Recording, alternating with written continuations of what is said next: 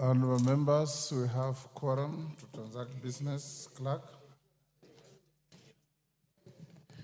Order number 1, administration of oath. Order number 2, communication from the chair. Order number 3, messages. Order number 4, petitions. Honorable Mark Mwenje.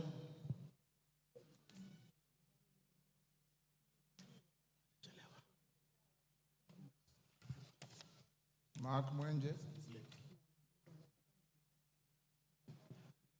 Petition stayed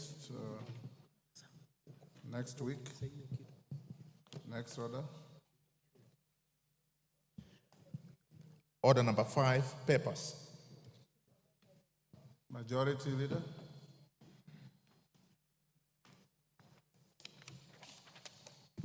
Thank you, Honorable Speaker. Honorable Speaker, I beg to lay the following papers on the table of the House today, Wednesday, June 19th, 2024, morning sitting. Reports of the Auditor General and financial statements for the year ended 30th June 2023, and the certificates therein in respect of 1. Bomas of Kenya Limited, Kenya Forest Services, Water Resources Authority, Higher Education Loans Board, Kenya Water Institute, University of Nairobi Press, Kenya Medical Supplies Authority, Tourism Regulatory Authority, National Youth Council, and the Kenya Utalii College. I thank you, Honorable Speaker, and I beg to lay. Next order. Order number 6, notices of motion. Order number 7, questions and statements. Honorable Joseph Namwar, Turkana Central, is in the House. Honorable Lillian Sioi,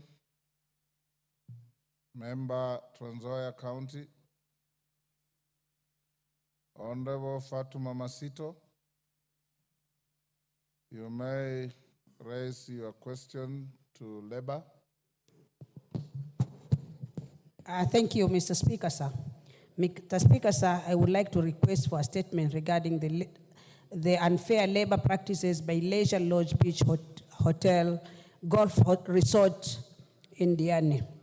Honorable Speaker, pursuant to the provision of Standing Order 44.2c, I rise to request a statement from the chairperson of Departmental Committee on Labor regarding the unfair labor practices by Diamond Leisure Lodge Beach and Golf Resort, formerly known as Leisure Beach and Golf Resort.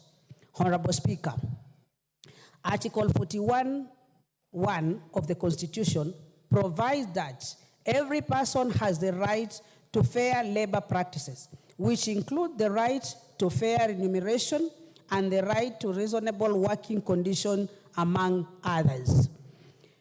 Despite of the above stated constitutional safeguards, Leisure Lodge Beach and Golf Resort continues to subject its employees to unfair labor practices, Mr. Speaker. The Kenya Union of Domestic Hotels, Educational, Institutional, and Hospital Workers, KUDEIHA workers, Ukunda branch has severally received complaints by staff on the violation of workers' rights.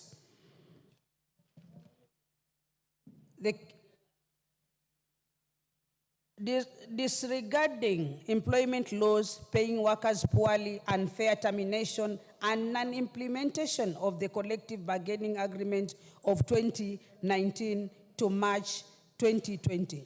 Honorable Speaker, the union at various states have tried to engage consultative meetings with the hotel to resolve the issue brought forward by the staff unfairly terminated by the hotel, and to ensure adherence to implementation of the collective bargaining agreement. However, efforts of the union have been futile, considering individuals such as Mr. Wycliffe Jumaisi, John Jira, Ms. Margaret Laban, Mr. Lazarus Changawa, Mr. Kachocho Mare, and Mr. Idi Ali, and Mr. Kenneth Wanyonyi, Mr. John Dalu, and Mr. Laban Litunda are yet to be paid their terminal dues upon their unfair termination, Mr. Speaker. Honorable Speaker, it is against this background that I seek a statement from the Chairperson Departmental Committee on Labor on the following. 1. What action have been taken to ensure that Leisure Lodge Beach Resort complies with the shop level agreement entered into on 9th August 2021 with the Kenya Union of Domestic Hotels, Educational Institution and Hospital Workers, Kudeha Workers Union, as well as implementation of the collective agreement of 2019 to March 2020, Mr. Speaker. Why the hotel, formerly known as Leisure Lodge Beach Hotel, has unlawfully failed to make payments of terminal dues and arrears of the stated employees and provides timeless when the payment will be received, Mr. Speaker. Explain whether compensation provided for the unfair treatment by the experience from their employer. I thank you, Mr. Speaker, sir. Chair Labor, Karemba, any member of the committee? Majority Leader, they'll bring the response in 2 weeks. Much obliged, sir. Mary Masse, Tessa South. Thank you, Honorable Speaker. This is a request for a statement on delayed remittance of pension to pensioners of the Kenya Broadcasting Corporation Staff Retirement Benefit Scheme. Honorable Speaker, pursuant to Standing Order 44-2C, I wish to request for a statement from the Chairperson of the Departmental Committee on Social Protection regarding delayed remittance of pension to pensioners of the Kenya Broadcasting Corporation. Honorable Speaker, the Kenya Broadcasting Corporation established the Kenya Broadcasting Corporation Staff Retirement Benefit Scheme under Defined Benefit Scheme in 1991. In 2010, the National Treasury issued Circular Number 18 of 2010, directing conversion of all defined benefit schemes in the public sector to defined contributory schemes. Notably, the Kenya Broadcasting Corporation Staff Retirement Benefit Scheme still operates as a defined benefit scheme. Honorable Speaker, while there are no pending employee and employer remittances to the pension scheme, the total unremitted contributions without interest stood at Kenya shillings 1,646,696,274 as at December 2023. Can you try another mic? Try the next one and see.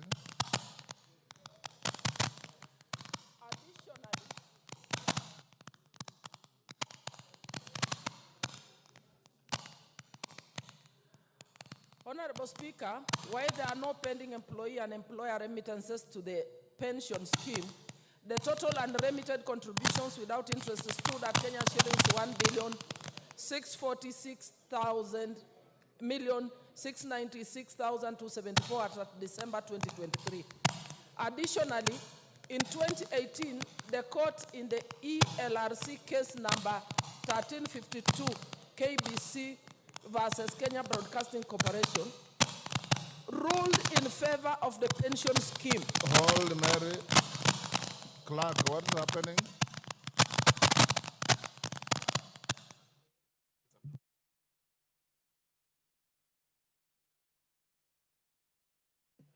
Give her the mic again.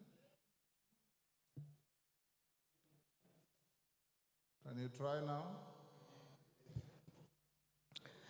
The National Treasury, through its Circular Number 13 of 2023, directed all state corporations to budget and honor their staff pension obligations, including the arrears. It is unfortunate that the Kenya Broadcasting Corporation has continued to contravene the said directive. The inordinate delay in remittance of the pension to the pension scheme has caused anguish and financial distress to the affected pensioners. Honorable Speaker, it's against this backdrop that I seek a statement from the chairperson of the Departmental Committee on Social Protection on the following. 1, why has the Kenya Broadcasting Corporation Staff Retirement Benefit Scheme not transitioned from defined benefit scheme to defined contributory scheme as per the directive by National Treasury? 2, explain the reasons for non-remittance of pension dues from both the employer and the employees deducted by the employer to the pension scheme. 3, what action is being taken to remedy the situation so that the affected pensioners receive their dues? I thank you, Honorable Speaker. Thank you. Chair, Social Protection. Majority Leader is directed to bring a response in 2 weeks. Much obliged, sir. Is Joseph Namwar now in? Question stayed to next week. Lillian Sioi.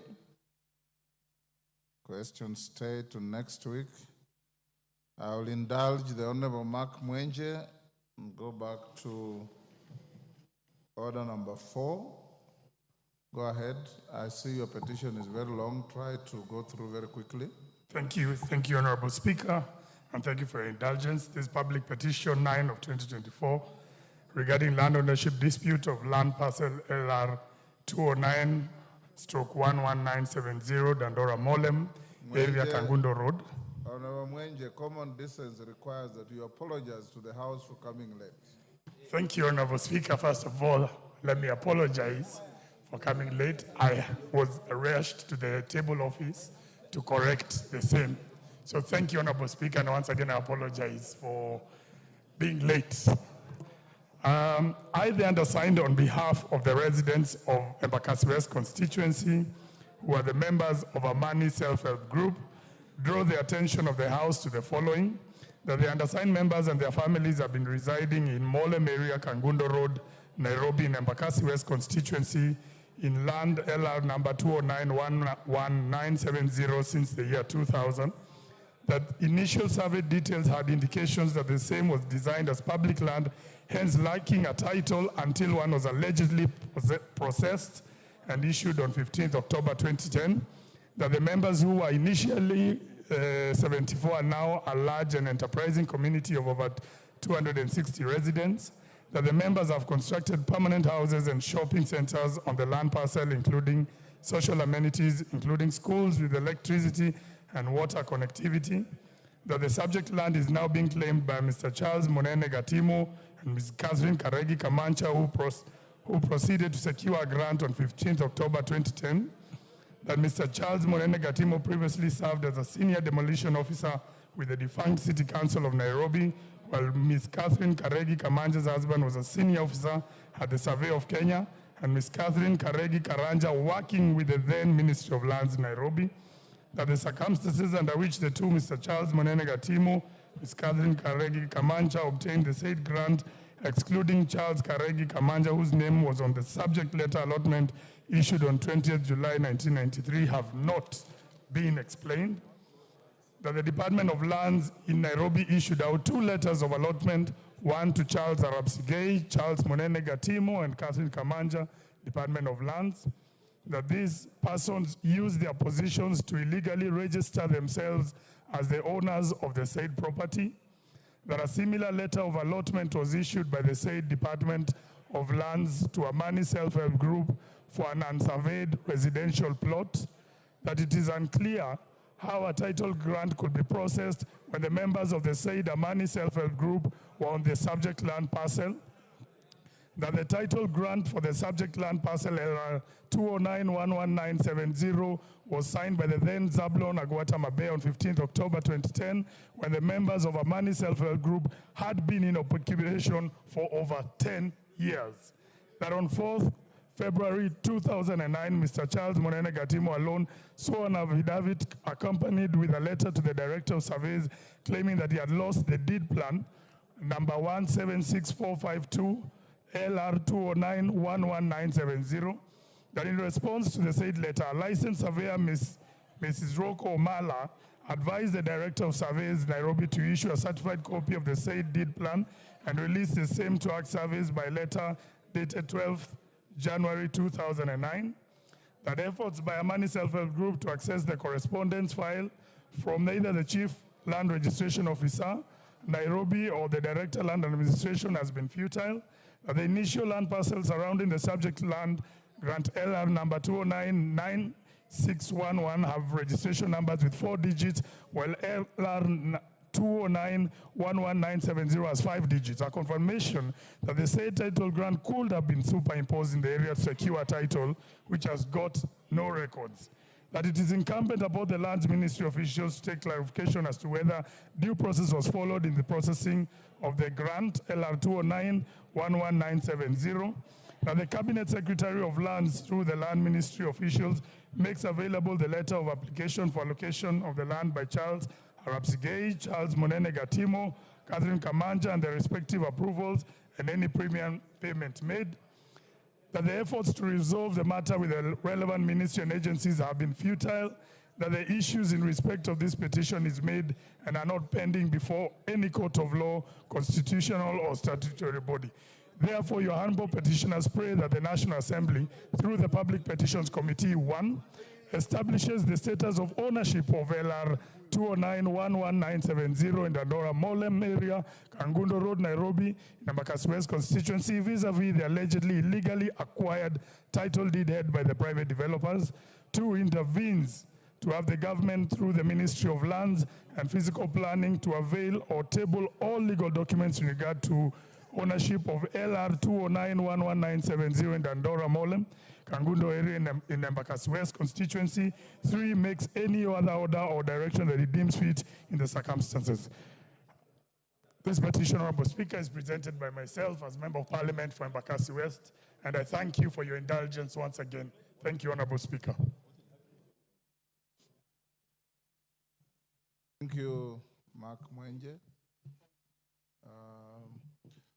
We'll commit the petition to the Committee on Public Petitions to report back as is required in 60 days. Is Nimrod here?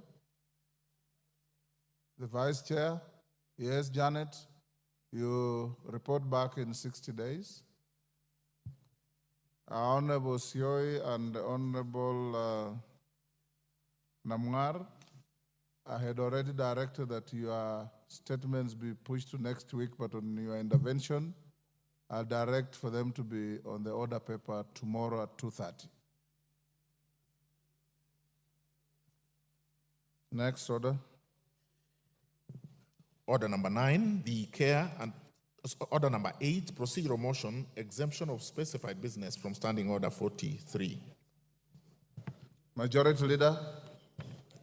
Thank you, Honorable Speaker. Honorable Speaker, I move that this House resolves to exempt the business appearing as order number 12, order number 12 in today's paper, from the provisions of standing order 43, being a Wednesday morning, a day allocated for business, not sponsored by the majority or minority party, or business sponsored by a committee. Honorable Speaker, if you look at order number 12, the finance bill, and as you know, the nation is really waiting for debate on this matter. And as you gave your direction, Honorable Speaker, yesterday, that we spend today morning and tomorrow and today afternoon and tomorrow just consolidating our thoughts and debate on the issues of the finance bill. This is an important matter, as it is, Honorable Speaker and members, and therefore we move that we exempt it from the provisions of Standing Order 43 so that we can start robust debate on this, so that eventually this House makes an informed decision at the end on the finance bill. So, Honorable Speaker, I beg to request that the Honorable Whip Osoro. You beg to move? I beg to move. Yes. I beg to move and request that the Honorable Osoro seconds. And you can only say I second if you want. Osoro. Thank you very much, Honorable Speaker. Honorable Speaker, it's indeed true that we really have a lot on our tray in this week and early next week. And for that reason, Honorable Speaker, I beg to second. Thank you. you. Honorable members, I now propose a question which is that this House resolves to exempt the business appearing as order number 12 in today's order paper from the provisions of Standing Order 43, being a Wednesday morning, a day allocated for business not sponsored by the majority or minority party or business sponsored by a committee. We put the question. I now put the question at order number 8, which is that this House resolves to exempt the business appearing as order number 12 in today's order paper from the provisions of Standing Order 43, being a Wednesday morning, a day allocated for business not sponsored by the majority or minority party or business sponsored by a committee. As members of that opinion say aye. Aye. Those of the contrary opinion say nay. The ayes have it. Next order. Order number 9, the Care and Protection of Child Parents Bill, Senate Bill number 29 of 2023, second reading. Question to be put.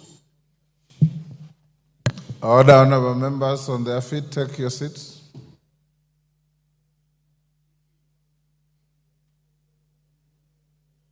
Take the nearest seat. Honorable members, I now put the question at order number 9, which is that the Care and Protection of Child Parents Bill, Senate Bill number 29 of 2023, be now read a second time. As members of that opinion say aye. Aye. Will those of the contrary opinion say nay? Nay. The ayes have it.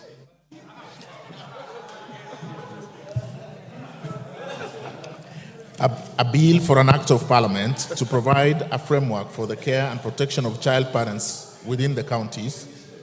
To provide a framework. Order. Honorable Kaluma, you sit on this chair. You know very well if you want to call for division, it must be contemporaneous to the decision by the Speaker. And in your attempt to lobby for support, you know you have failed. Go ahead. A bill for an act of parliament to provide a framework for the care and protection of child parents within the counties, to provide a framework through which an expectant girl child or a child parent may actualize their right to basic education and at the same time ensure the care of their children and for connected purposes. Thank you. Honorable Kajwang, you have a second bite to this bill at committee stage. Yes. It's entirely up to you. The Speaker has no fight, no dog in this fight. Next order. Order number 10, the Kenya Roads Amendment Bill, National Assembly Bill number 31 of 2024, first reading. A bill for an act of parliament to amend the Kenya Roads Act and for connected purposes.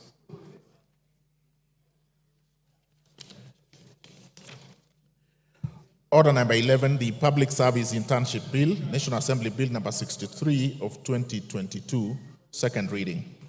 Honorable Naisula, I want to stand down your bill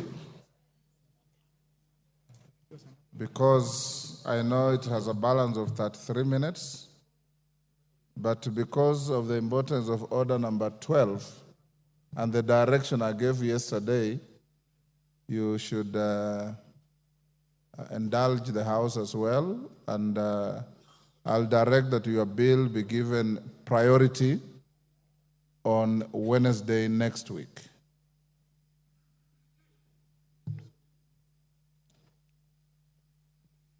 Most obliged, Mr. Speaker. I'm sorry, but you had my direction yesterday, and you've already also passed a motion to exempt this morning. Well directed. The kind of business that your bill has. Next order. Order number 12, the Finance Bill, National Assembly Bill number 30 of 2024, second reading. Chairman, Finance, and as the chairman comes to move the bill, honorable members, you recall my direction yesterday We will have the bill moved and debated the whole of this morning. This afternoon at 2:30, apart from preliminaries, we'll go straight to the bill. If there is continued interest, tomorrow morning we already created a sitting from 9:30. We'll go on with the bill. Subject to continued interest, we will go to the afternoon, and regardless of what we'll be obtaining on the floor, House Business directed and recommended that the question will be put on tomorrow afternoon. So those of you who want to speak to this bill, you have this morning, tomorrow, this afternoon, tomorrow morning, and a part of tomorrow afternoon. Yes, Honorable Nyikal, what's your point of order? Thank you, Mr. Speaker. I want to raise this in relation to the finance bill and particularly the report, and I'm actually literally seeking your guidance. That is the main issue. Mr. Speaker, the report of the bill, as you had indicated yesterday afternoon, would reach us later, and it did. However, Mr. Speaker, I want your guidance on the procedure that this report followed. Ordinarily, when we have a bill, the bill would come in the first reading, then it goes to public participation, as this one did. And then the committee would then get a report. That report would then come to you. Mr. Speaker, after it comes to you, you will then approve it for it to be tabled. It will then tabled. Then once again, it then comes a public document, and it can be discussed, and we discuss it, and it helps us to discuss the bill, which is actually what we are going to discuss. But Mr. Speaker, if then the bill goes through and goes to the Committee of the Whole House and the third reading and it's passed, it then will go to the President for assent. And that is the procedure. In this case, Mr. Speaker, when the committee had apparently finished and they had probably signed it by both members from both sides of the divide, so to speak, Kenya Kwanza and Azimio, then this report... Order, Honorable Nyikal. Mr. Speaker, I'm seeking your guidance, so if you let me complete, then you will give me the guidance. Mr. Speaker, before that happened, this report was actually presented in a Kenya Kwanza parliamentary group meeting, which definitely was chaired by the President, even if it is in capacity as the leader of that coalition, but definitely he was now taking part in the legislation. At that point, the members of the committee from the Azimio side were not in that. And therefore, the report then came back, and Mr. Speaker, as far as I know, you actually had to go through it in the late afternoon yesterday, and we are aware, and as you promised, by about 6:50, I think it was then tabled after you approved it. Mr. Speaker, and that by about 10:30, it was then loaded up and we looked at it. My concern, Mr. Speaker, we seem to have then breached the process because we now had input from the executive, that is the President, before what we would have expected after the third reading is then when it would go. And if the President had views, he would then bring his views, his reservations and his suggestions. But here we did actually jump. Mr. Speaker, I'm raising this. What is the issue? The issue is that it actually went to the President and he had an input before it came to us. And why I'm doing this, Mr. Speaker, there is precedence that when we had the BBI process, Mr. Speaker, the only reason when it went to court is that the president then did participate before the correct time, and therefore it ceased to be our Njiku issue. And Mr. Speaker, I looked at this and I saw some parallel and say, have we once again jumped the boat and then opened what we may pass, if we pass, to other people taking other actions because we didn't go through the correct procedure? Mr. Speaker, I put this in actually with very good faith so that we look at the division so that the legislative does its work and completes and then takes it to the executive instead of bringing the executive to start legislation before their time comes. It is in very good faith that I raise this, Mr. Speaker.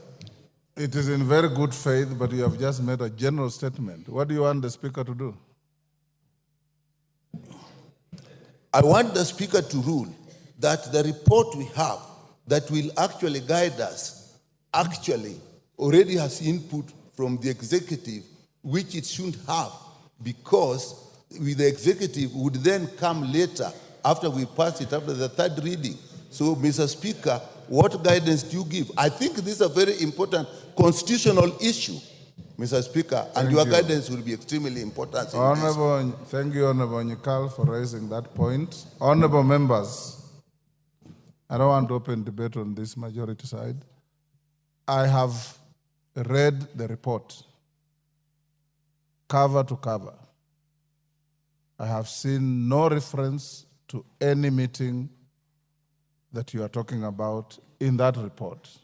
That's number one. Number two, caucusing among formations in parliament in a democracy is normal. Just as the majority side caucused, I'm also aware and I was informed, and I provided space for the minority side as your speaker for you to caucus last evening. And you did. Both caucusing are legitimate and legal under our standing orders and our constitution. Both caucusing and their outcomes cannot and will not be part of any report before the House. Indeed, if you have read the report like I have read, it has no reference to the majority side caucus or to the minority side caucus.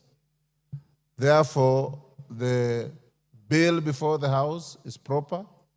The report that was tabled upon my approval is available to every member. You may debate the bill and refer to the report. You may debate the bill without reference to the report. You may debate the bill without reference to any of the two. It's up to you. But the bill is before the House properly, and I now call the chair of the committee to move the bill. Thank you very much, Mr. Speaker, for your guidance. Mr. Speaker, I rise before you today with a sense of gratitude and appreciation for the opportunity to speak to this greatly esteemed August House. The Debate Committee on Finance and National Planning has fulfilled its mandate as outlined in Standing Order number 245 by examining and assessing the Finance Bill of 2024. Chairman, start by moving the bill. Mr. Speaker, sir, I beg to move that the Finance Bill now be read a second time. Then you go on with your... Thank you, Mr. Speaker. Mr. Speaker, I beg to move that the Finance Bill of 2024 be now read a second time. Excellent. Now you can proceed. Mr. Speaker, I rise before you today with a sense of gratitude and appreciation for the opportunity to speak to this greatly esteemed August House. The Debate Committee on Finance and National Planning has fulfilled its mandate as outlined in Standing Order 245 by examining and accessing the Finance Bill of 2024. Honorable Speaker, the procedure commenced with a comprehensive briefing on the bill's substance, followed by interactions with diverse stakeholders who share their viewpoints. Subsequently, the committee carefully deliberated upon the stakeholders' comments vis-a-vis the provisions of the bill. Honorable Speaker, I would like to greatly thank the members of the public, and especially the ones who appeared before the departmental committee as stakeholders, the members of the public that came for a public hearing at KICC, and gave us very, very insightful views that has improved the report on the Finance Bill of 2024. Honorable Speaker, in a very special way, although these people breached the Data Protection Act by sharing our numbers to Kenyans, but also thanked Kenyans that wrote to us through SMSs, that called us, and some of them, Honorable Speaker, were generous enough to send us 1 shilling and 2 shilling and 10 shillings to confirm whether our numbers were authentic.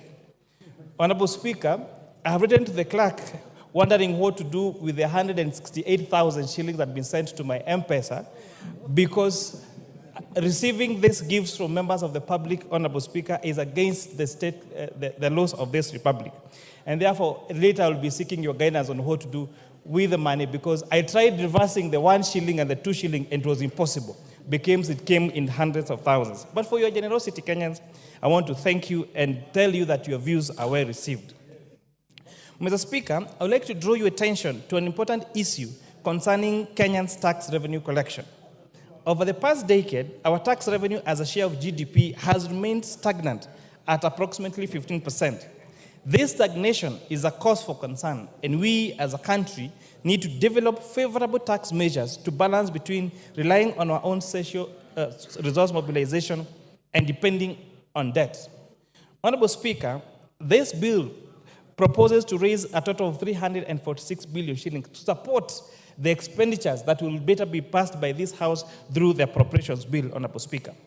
Notably, this expenditure is going to lead to the highest allocation ever to county governments at 401 billion shillings. This is the first time, Honorable Speaker, that this allocation to counties through equitable shares is exceeding the 400 billion shillings mark. Honorable Speaker, in as much as this House debates about raising revenue for this country, I want to encourage our members in our sister house, the Senate, and our county assemblies and our county governments to also prioritize ways of raising their own source revenue as county governments.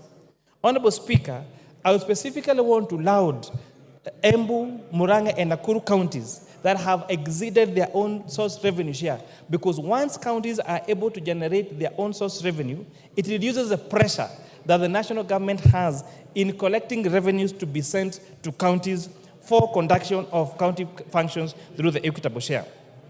Mr. Speaker, in comparison to African countries, tax revenue as a percentage of GDP, such as Botswana, is at 24%, Mauritius at 18%, and Zambia at 17%. Kenya is lying behind with a tax revenue collection of 14.1% as of 2022. These countries have managed to achieve higher tax revenue collection rates, which highlights the need for us to reassess our tax policies and explore more effective measures that favor the business environment and enhance revenue collection. The Kenyan government has embarked on a tax reform agenda through the medium-term revenue strategies, MTRS, aiming to increase the tax to GDP ratio to 25% by 2030. This reform is crucial for aligning Kenya with its regional peers and ensuring sustainable economic growth through improved domestic resource mobilization. Honorable Speaker, the reason why there is increased debate on taxation in this country is because we have 20% of Kenyans contributing to 80% of our taxes.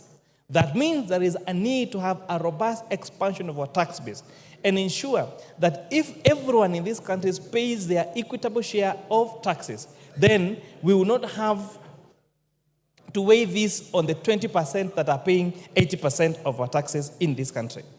Mr. Speaker, I would like to highlight a significant aspect of Kenya's economy over the past decade.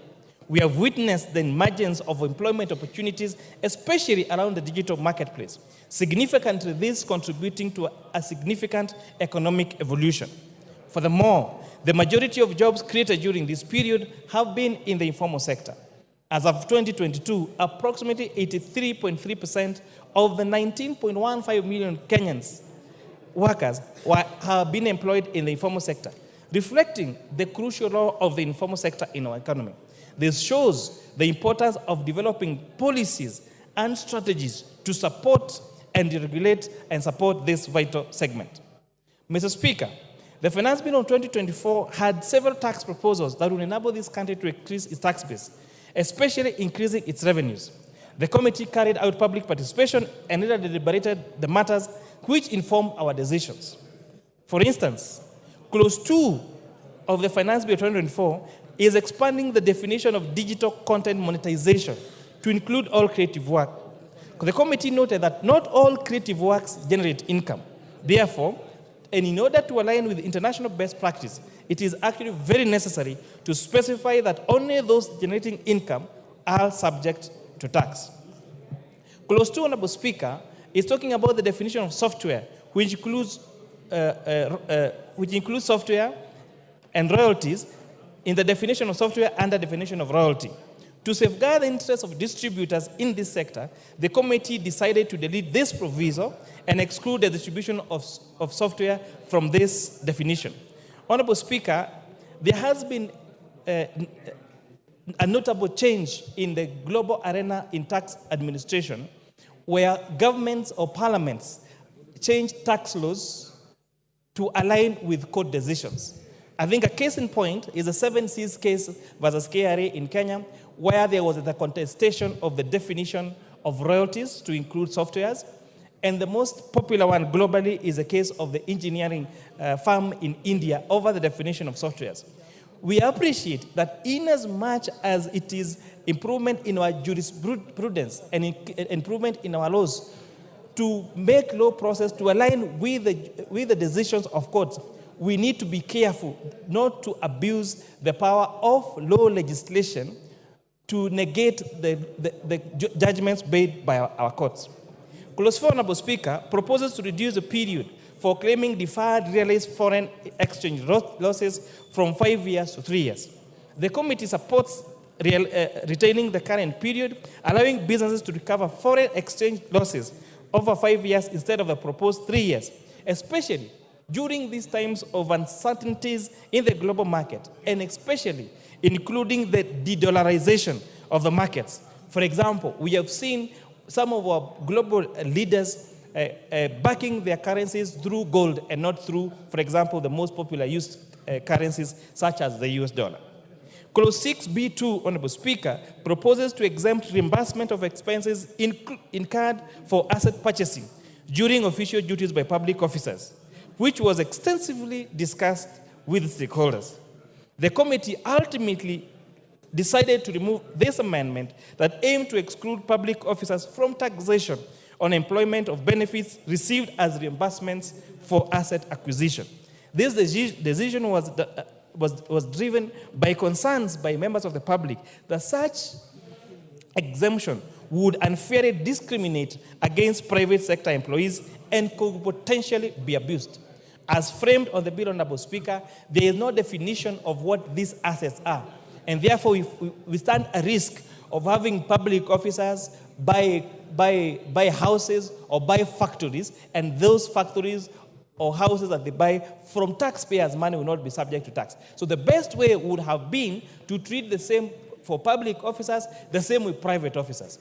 But Honorable Speaker, if you allow private officers to be exempted from tax on payments made to them for assets, you might find officers being paid in terms of assets just for tax planning and tax avoidance. Clause 8, Honorable Speaker, proposes to repeal the digital service tax and its replacement with a significant economic presence tax at the rate of 30% on 20% deemed profit. This committee acknowledges that digital service providers typically enjoy a higher profit margin due to lower production costs compared to companies with physical presence. Therefore, the adjustment aims to align the deemed profit more closely with what will be expected in those companies if those companies face similar cost structures. This is a revenue enhancement measure to ensure that digital service providers pay their fair share of tax. Additionally, and notably, Honorable Speaker, the committee proposes amending this clause to include a gradual increase in the rate of from 1.5% to 3% and not from 1.5% to 6% as proposed in the bill. And this is to ensure there is fast implementation of this adjustment. Honorable Speaker, this has been one of the most confused clauses that has been to the members of the public. This tax is not on digital content creators. This tax is for these applications, for example, Uber Eats, Jumia, and the tax is imposed on the owners of the platform, not on the consumers or those people making those deliveries, Honorable Speaker. And this has been endorsed by the best practice through OECD countries to have a uniformity globally on taxation around the digital marketplace, Honorable Speaker. On clause 912G, there is the proposed introduction of minimum top-up tax. This committee strongly supports its measure, noting its global adoption in over 60 countries, where many of these key multinational companies operate. Failing to implement this tax in Kenya would undermine the fair application of tax obligations, potentially allowing constituent companies located in Kenya to underpay their share of revenues. This amendment is aligned to the multilateral instruments on profit shifting and base erosion that this House approved a month ago. Again, another very misinterpreted clause. The minimum top-up tax, to explain simply, means where a multinational company operates in Kenya and as a group company, and in the company of their origin, they have a lower tax rate than that of Kenya, then they will be required to pay this minimum top-up tax. And again, this is to align ourselves with best practice. Clause 9, 12H, proposes an introduction of motor vehicle tax at the rate of 2.5% of the value of the vehicle. With this clause, the committee knows the following. 1, Section 3.2 of the Income Tax Act defines what constitutes an income upon which a tax is chargeable under the Act, whereas the proposed motor tax is levied on an asset and not on income as described by the Income Tax Act. The proposal, Honorable Speaker, to cap the levy at 100,000 shillings makes this tax discriminatory and non-progressive, because this essentially means that those motor vehicles that have a value of 4 million shillings and below would have paid the fair tax of 2.5%. But those vehicles that have of higher value of 2.5% would have paid a less commensurate percentage of that motor vehicle tax. The proposal will have adverse effects on the insurance-taking behavior of motor vehicle owners and further lead to negative effects on the insurance sector. Honorable Speaker, notably also, commercial vehicles which are subject to advanced tax and would therefore amount to double taxation. We noticed concerns from the members of the public. Most especially commercial vehicles take third-party insurance. Third-party insurance is a flat rate of 7,500 shillings. So if we impose 2.5% on a matatu that say is worth 4 million shillings, that means that the motor vehicle tax on that matatu would be 100,000 shillings. And considering that most of them struggle to even raise the 7,500 shillings comprehensive insurance, then that would be quite punitive and would actually even lead to them not taking the regular insurance for their motor vehicles. From the foregoing, the committee recommends therefore the deletion of the proposed motor vehicle tax. Honorable Speaker, on clause 10, the proposal to limit the deductibility of an employee's contributions to a post-retirement medical fund to 10,000 shillings. This committee recommends increasing actually the limit to 15,000 shillings. This is to encourage a saving culture for a post-retirement medical scheme. This is an improvement from our last year's amendment where we introduced the relief, and therefore we really urge this House to adopt this amendment. Honorable Speaker, you will note a concept called black tax, where the reason why a majority of Kenyans, especially middle-income earning Kenyans, are struggling, one of them is because they have to support their aging parents. Some of them really contributed their many years of public service to serving the people of this country. So we are therefore providing for an incentive for them that when you are actively in service, please save for your post-retirement medical scheme. And we're saying, when you make this contribution to your post-retirement medical scheme, that contribution will be tax allowable to up to 15,000 shillings a month. And this will really help that when we grow old, the times when parents would rely on their children to support them when they are old, the times when children were seen as an investment needs to end. When someone reaches their age of 18 years, they should be allowed to drive by themselves and support themselves and the family by us during our active lives investing heavily on our retirement. This is not to mean that we don't support our parents, but just saying that let us, all of us who are working now, work hard to make sure that we put measures such as this one, saving for our post-retirement medical scheme, so that we do not burden our children with our medical costs when you are old and not working. Clause 12, Honorable Speaker, proposes to introduce the advance pricing agreement. This committee supports a proposal for an advance pricing agreement since it will enhance revenue determination in entities that belong to multinational groups or trade with related persons. Further, this will lead to allowing a seamless implementation of the agreements. The committee recommends enactment of regulations. And I need to emphasize this. The committee recommends Kenya Revenue Authority to enact regulations to address circumstances where KRA cancels advance payment agreements to allow the taxpayer the right to appeal, among other concerns. This proposal is also to align, Honorable Speaker, with our tax laws on international best practice and prevent profits shifting and base erosion. Clause 21D1, Clause 21DJ, Honorable Speaker. The committee endorses the bill's proposal to introduce withholding tax on interest from bonds, notes, or securities with a maturity of less than 3 years.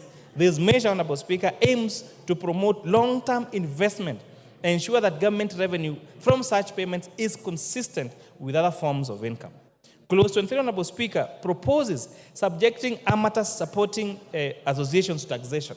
This committee acknowledges that while the proposal aims to tax these associations, it recommends deleting the proposal to foster investment in the sector and to encourage the nurturing of sporting talent.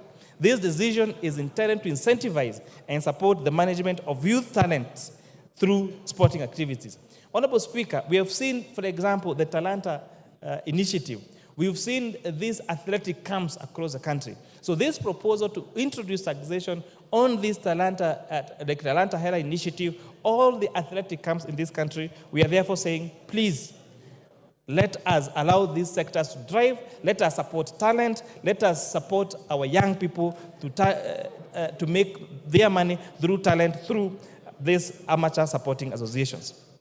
Clause 25B1, Honorable Speaker, the committee retains the 15% preferential tax rate for the construction of 100 units of affordable housing. This incentive aims to encourage and stimulate investment in the affordable housing sector across the country. Clause 34A1, AA, and AB. The committee proposes to delete the proposed VAT on aircraft spare parts.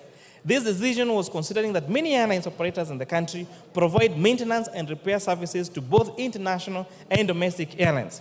Implementing a tax on aircraft spare parts would increase the operational costs for airlines in Kenya, potentially undermining the country's competitiveness as a regional aviation hub.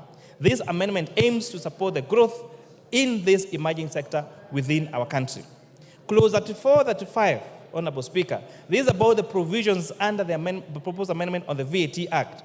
The committee adhered to several guidelines, including zero rating only the most essential consumption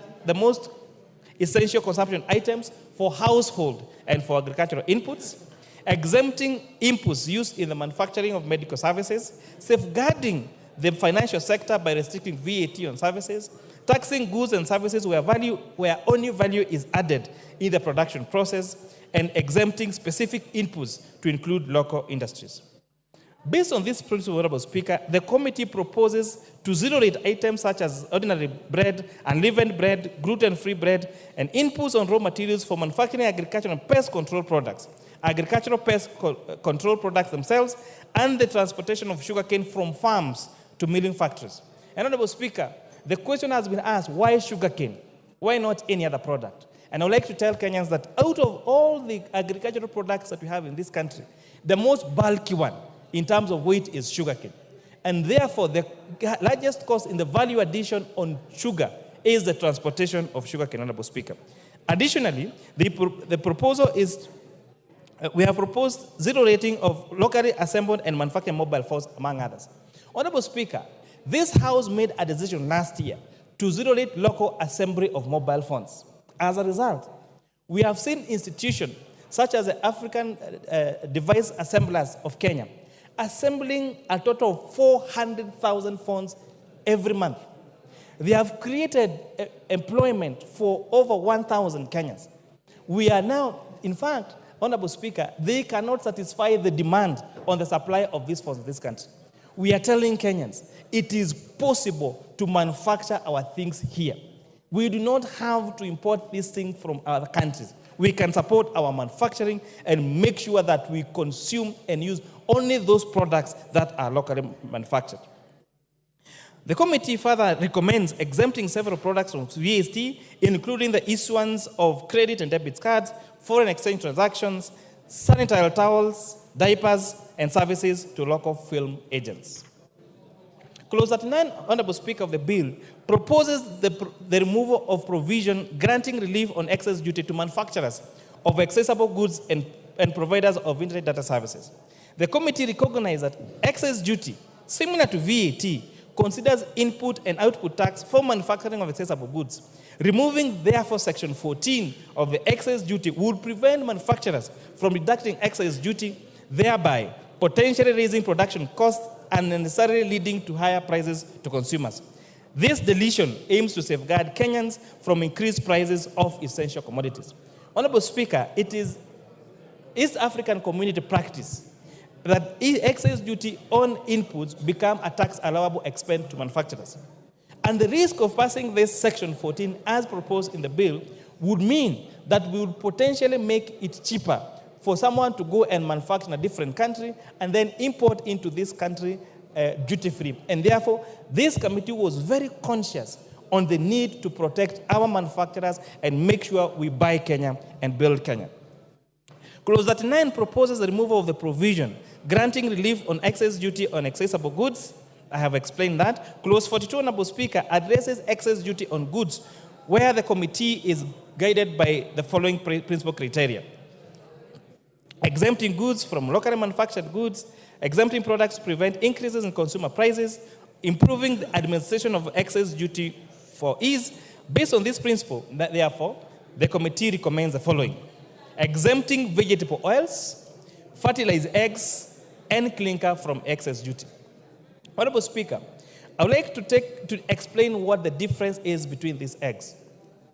We have what we call table eggs. Table eggs is ready-to-eat eggs that we eat here at our restaurant or our homes.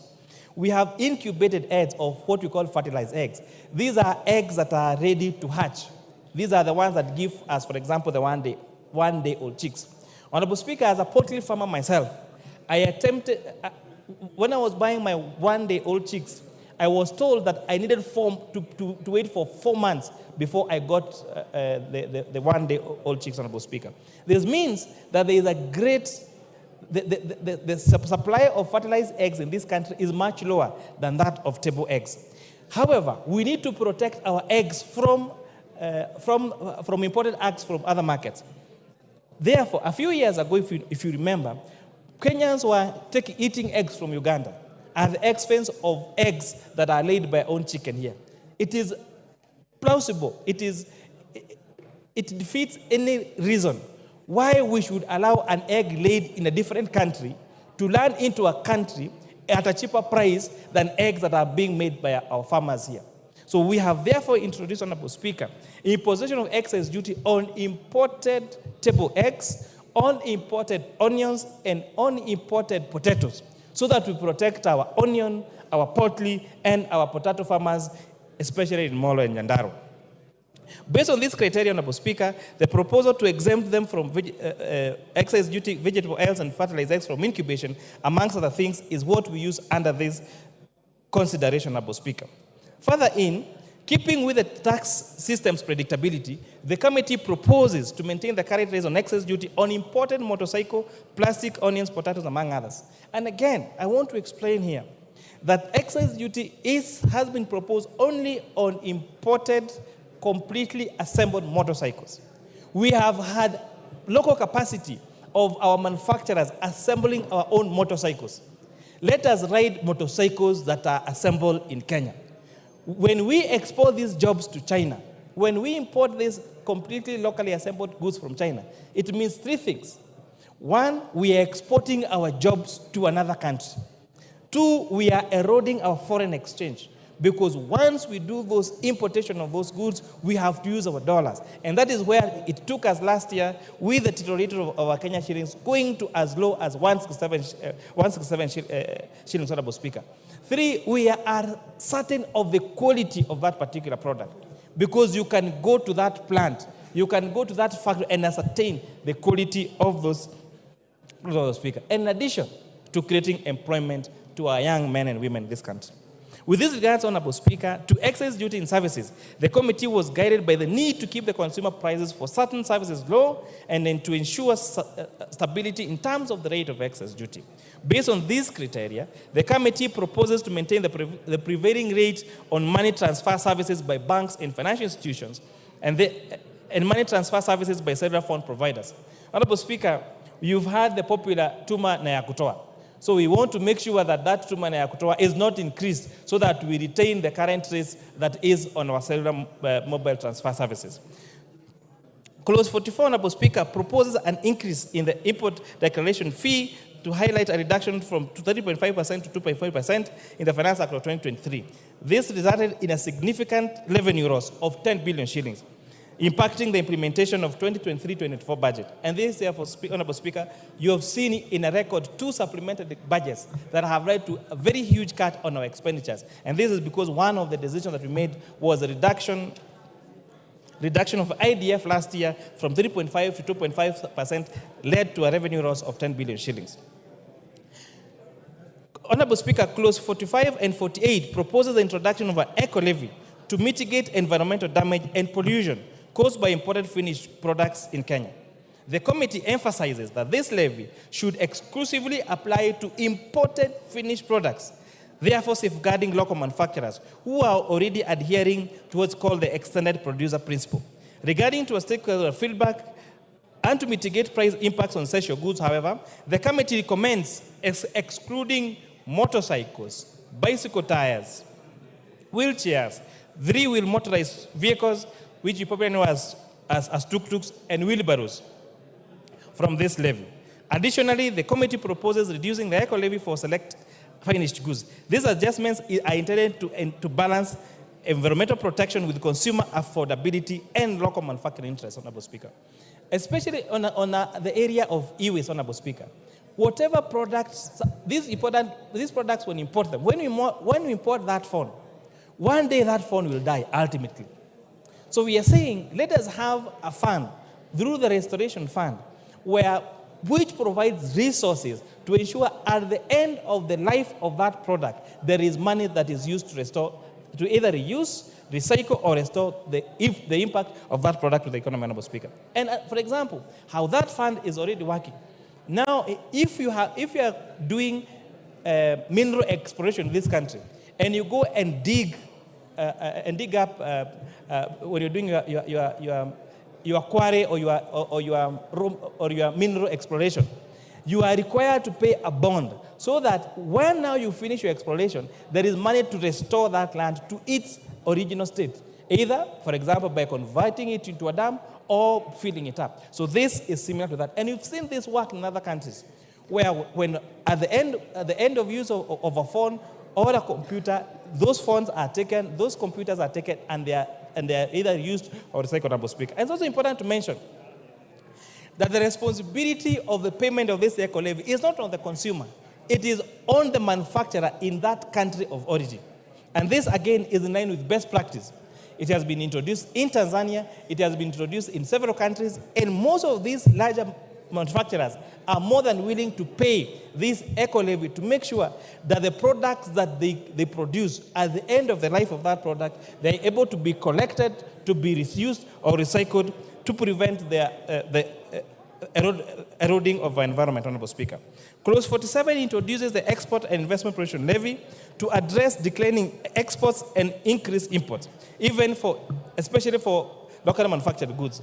The company's objective is to safeguard the local manufacturing sector against unfair trade practices, enhance its competitiveness, and foster a sustainable and inclusive export environment.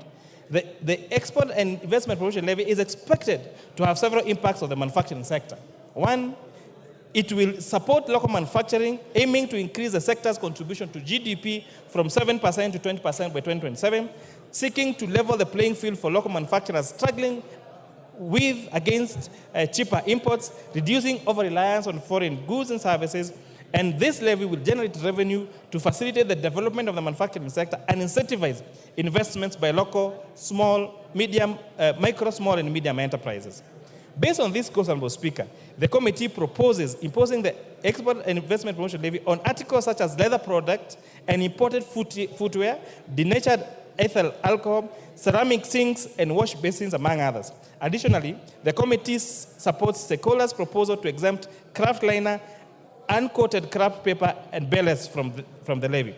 Regarding the motorcycles, Honorable Speaker, the committee suggests implying the levy only, again, on fully built imported motorcycles. This measure aims to design a proper and promote local manufacturing, enhance competitiveness, and support sustainable economic growth in our great beloved country, Kenya. Clause 51 and Clause 57 proposes the integration of electronic tax system, ETIMS, with data management and reporting system. The committee acknowledges the implementation challenges on ETIMS, especially on our small-scale farmers, or subsistence farmers, and microfinances. Therefore, the report proposes our report proposes that we exempt those farmers and those small businesses with a turnover less than 1 million shillings from this registration, and impose that responsibility on the traders, so that they use what in tax terms they call reverse invoicing. To address this issue, Honorable Speaker, the committee is guided by the international jurisprudence process called de minimis non current lex. In terms of the law does not concern itself with trifles. The law should not concern itself with trivial matters that would hinder even tax administration.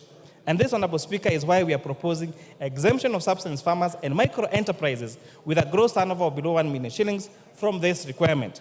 This exemption aims to facilitate their participation in the form of business transactions without the burden of electronic invoicing requirements. Furthermore, Honorable Speaker, the committee suggests to KRA to ensure guidelines on this operationalization is addressed effectively. These guidelines would provide clarity and ensure smooth implementation while supporting the integration of small-scale farmers and micro enterprises into the formal economy. Clause 56, Honorable Speaker, addresses the issue of agency notices. This is aimed to resolve ambiguities regarding their validity. The committee recognizes the necessity to provide a mechanism to lift agency notices in Kenya where taxes have been fully paid pursuant to a court order. This provision seeks to ensure clarity and fairness in tax enforcement practices, allowing the timely removal of agency notices once obligation has been met through a judicial process.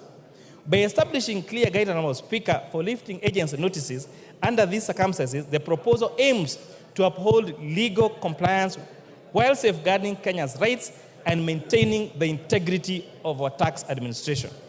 Clause 61 proposes the removal of restrictions that require owners of affordable housing units to obtain prior written consent from the Affordable Housing Board before selling their units.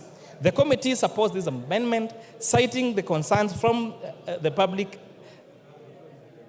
that this provision on the Affordable Housing Act infringes on the constitutional right to property. By advocating for the removal of this requirement, the committee seeks to uphold property rights and ensure that homeowners have the freedom to manage and dispose their affordable housing units without unnecessary bureaucratic handles. Clause 63 proposes granting KRA access to personal data. The committee has raised concerns that this proposal does not meet the constitutional threshold outlined in Articles 31C and D of the Constitution of Kenya. Additionally, the committee notes that Section 51 of the Data Protection Act specifies conditions under which exemptions might be applicable. Moreover, Honorable Speaker, Section 60 of the Tax Procedures Act empowers the Commissioner or authorized officers with a warrant to access any necessary data for administering tax laws. These considerations, therefore, shows the need for careful alignment with constitutional and legal provisions regarding privacy and data protection in implementing this proposal. The decline in levy collection, Speaker, continues to impact on highways, urban and rural roads. Recent heavy rains and flooding like El Nino have again further damaged our roads, and therefore they need to provide more resources, Honorable Speaker, through the appropriations to ensure that we have sufficient resources on the repair of our roads, and especially the low-volume seal roads. Mr. Speaker, exploring innovative approaches such as targeted initiatives, simplified tax processes, and enhanced taxpayer education can encourage voluntary compliance and broaden participation in the formal tax system. Bringing more Kenyans into the taxpayer fold, we align our tax revenue collection with economic expansion, enabling us to finance crucial investments in infrastructure, social programs, and sustainable development. Mr. Speaker, addressing these issues proactively and maintaining effective tax policies, we strive to increase our tax revenue collection in line with our economic potential. This, Honorable Speaker, will strengthen our fiscal position, allowing for investment in key sectors such as social welfare programs and infrastructure development, fostering sustainable economic growth to benefit all Kenyans. Mr. Speaker, as we deliberate the Finance Bill of 2024, it is important to actually prioritize measures that will effectively expand our tax base and ensure revenue generation. This may involve innovative tax policy approaches such as incentivizing compliance, simplifying tax procedures, and overcoming barriers that hinder our revenue growth. Honorable Speaker, there are other two proposals that are very critical in this economy. One of them is the amendment on excise duty on cigarettes, where we are applying preferential rates per centiliter to filtered and unfiltered cigarettes. Honorable Speaker, we witnessed heartbreaking confessions of victims of throat cancer after 25 years of smoking. And this is because we are saying they started with the unfiltered cigarettes, then went to the filtered cigarette and smoked for 25 years. And as a result, Honorable Speaker, there has been demonstration globally that there is a direct relationship between cigarette smoking and many forms of cancer, especially throat and lung cancer. It has been demonstrated globally that changing tax regime or changing taxation on cigarettes actually impact the consumption of those services and has a subsequent impact on reduction of cancer cases. Honorable Speaker, on alcoholic beverages, Honorable Speaker, the proposed amendment to shift from taxation by volume to taxation by alcohol content is also a great welcome a policy idea and aligns with best practice global, Honorable Speaker. This means that alcoholic drinks that have higher alcohol content will have a higher excise duty than those alcoholic drinks that have lower alcohol content. This, Honorable Speaker, will not just make higher content alcohol more expensive, but most importantly, in the fight against illicit brews, ensure there is safer alcohol available to those that want to take alcohol. Because, Honorable Speaker, we have accepted as a country there are those that want to take and there are those that don't want to take. So those that want to take need to be given access to safe and affordable and healthy, and make sure that those others that do illicit, Honorable Speaker, are discouraged. As we robustly, Honorable Speaker, engage on the convention about the finance bill and critique it, it must be realized that this bill aims to correct around 346 billion shillings only from a proposed 3.9 trillion shillings. We therefore request this House, our departmental committees and our oversight committees and Kenyans in the public to interrogate the expenditure side of this budget as they are interrogating the financing side. This, Honorable Speaker, will lead to a more robust budget-making process, reduce or prevent budgeted corruption, maintain fiscal discipline in the use of our resources by our executive, Honorable Speaker. Because one of the credit cases we face, Honorable Speaker, is the trust deficit on what this will be used. And this House, in our oversight roles, can do a great job in reducing that trust deficit, in ensuring that the taxes paid by hand-earned Kenyans are spent correctly for the success, for the prosperity of the great public of the Republic of Kenya. Without Honorable Speaker, I beg to support. You beg to move. Without Honorable Speaker, I beg to move. And who is seconding you? Honorable Speaker, I request my very able Vice Chair, CPA Ambassador Benjamin Langat, the MP for the great people of Ainamoi in Kericho County, to second. Benja. Mr. Speaker, I rise to second this finance bill of 2024. Mr. Speaker, I want to start by thanking your office, the office of the clerk, and the staff, our secretariat, Mr. Speaker, and our members for the good job and the good support that you accorded our committee. Mr. Speaker, this finance bill is one of the most canvassed finance bill, Mr. Speaker. Mr. Speaker, we did organize the public participation exercise, Mr. Speaker, which went all through for almost 10 days, Mr. Speaker.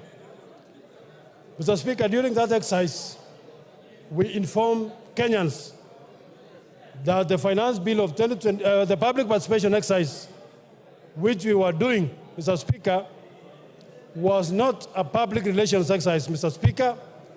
It was a very serious exercise, Mr. Speaker. And I want to inform the public and Kenyans, Mr. Speaker, that we heard them. We have included their views in our recommendation, Mr. Speaker, which was tabled yesterday by the chairman, Mr. Speaker. Mr. Speaker, I want to thank our members because we sat, Mr. Speaker, we sat sometimes late into the night, Mr. Speaker, and I can say, Mr. Speaker, Mr. Speaker, as a committee comprising both sides of the House, Mr. Speaker, we were 99.9 unanimous, Mr. Speaker, in our deliberations, Mr. Speaker. Mr. Speaker, this House, Mr. Speaker, I want to say this House has already passed the budget estimates of 24-25, Mr. Speaker. And Mr. Speaker, any member who voted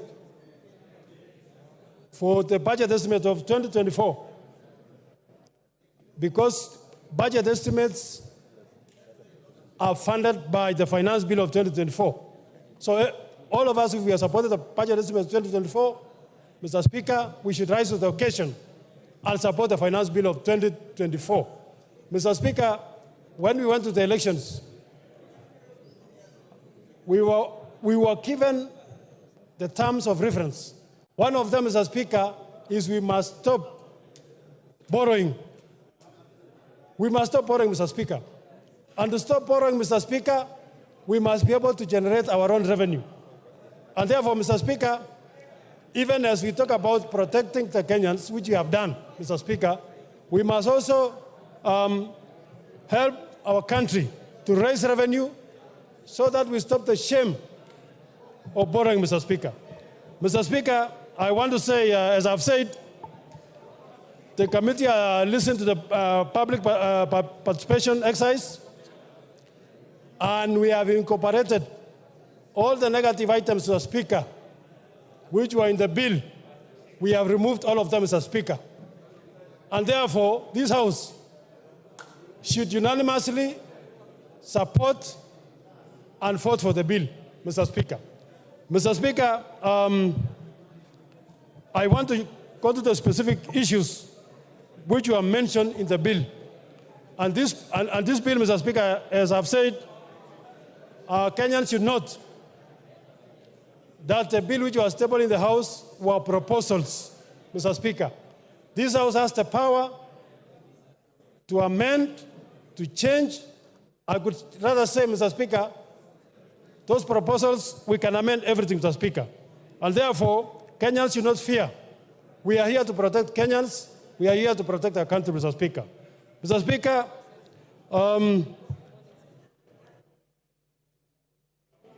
I want to talk about specific clauses. Mr. Speaker, this bill proposes to amend Income Tax Act, Mr. Speaker, the VAT Act, Mr. Speaker, the Excise Duty Act, Mr. Speaker, and also the Miscellaneous Fees and Levies Act, Mr. Speaker.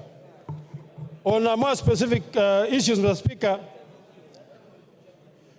the bill proposes to introduce what we call the significant presence tax, Mr. Speaker, which actually targets all the international organizations that are doing business within our country, mainly on online systems, Mr. Speaker.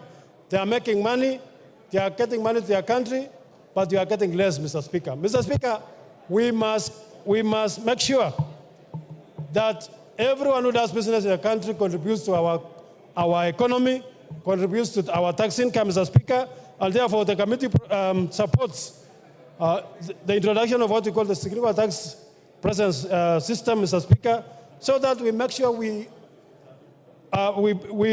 tax everyone who's doing business in our country and contribute to our economy, Mr. Speaker.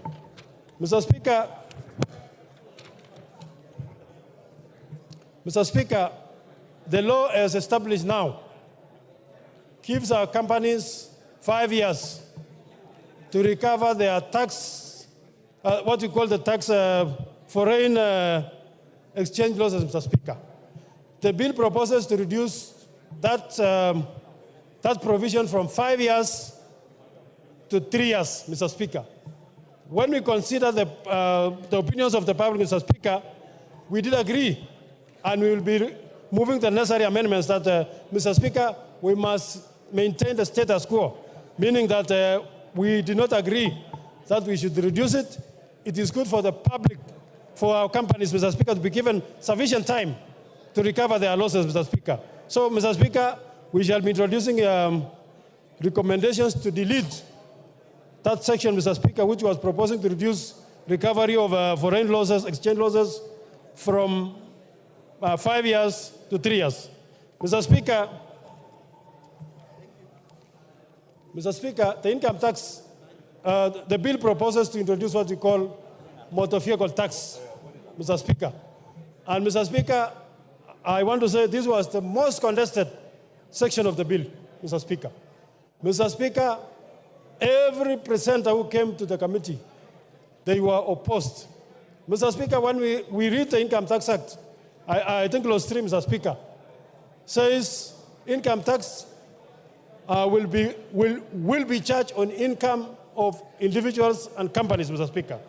We tried to check whether this tax called motor vehicle tax, Mr. Speaker, fits into the income tax definition, Mr. Speaker.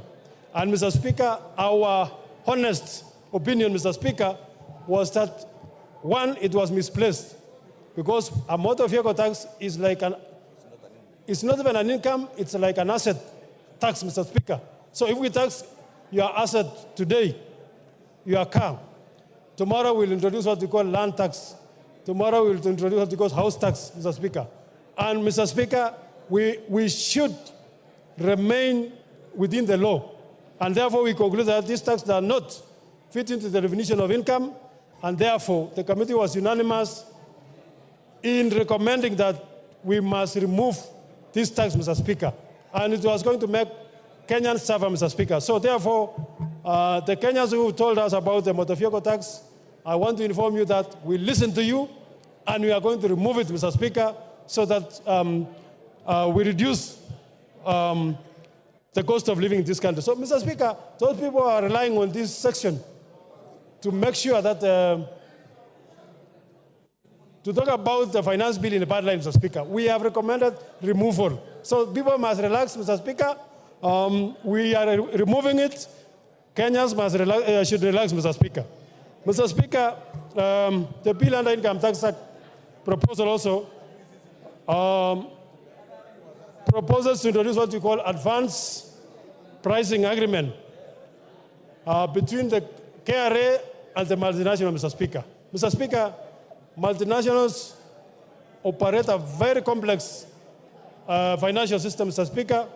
Sometimes they want to do what we call the tax planning, Mr. Speaker, so that as a country we lose finally. But, Mr. Speaker, we want to make sure that everyone contributes their fair share of tax.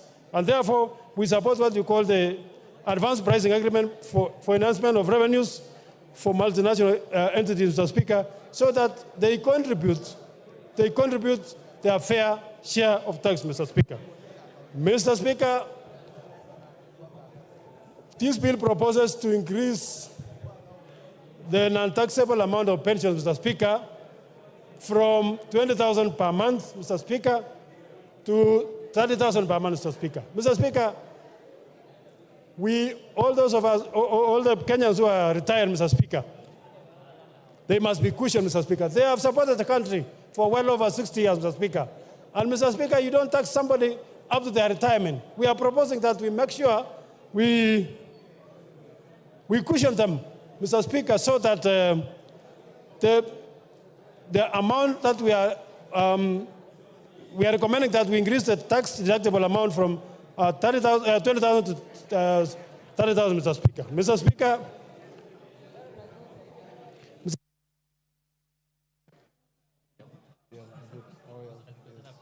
Your time is up, Benja. 1 minute to wind up.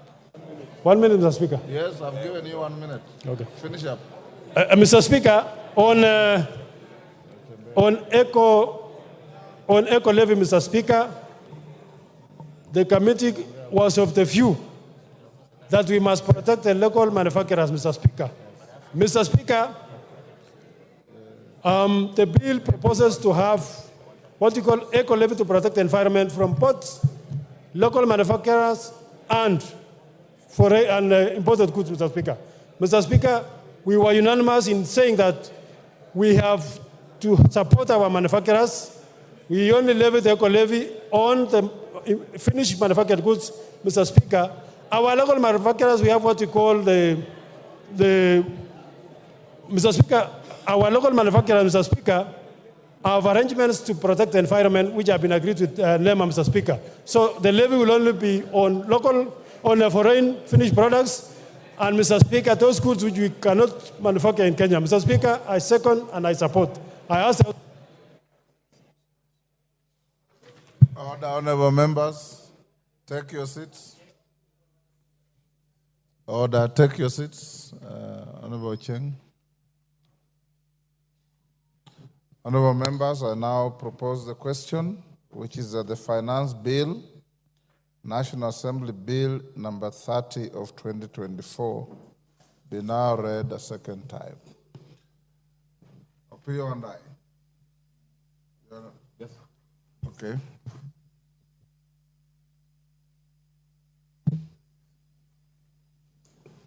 I thank you, Honorable Speaker.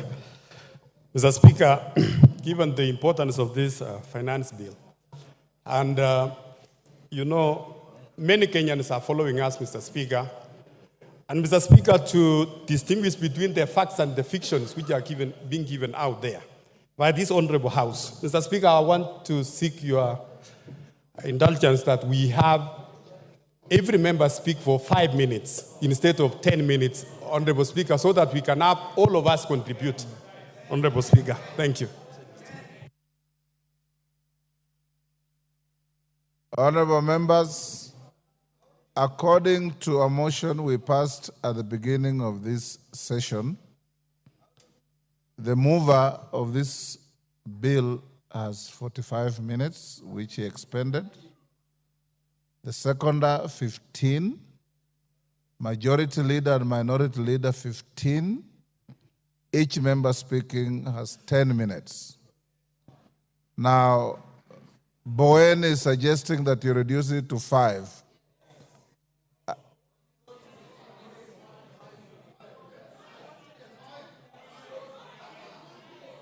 Order. Is Bowen's proposal supported? Let's start with 10. Let's start with what you passed. As usual, my screen is full. Order.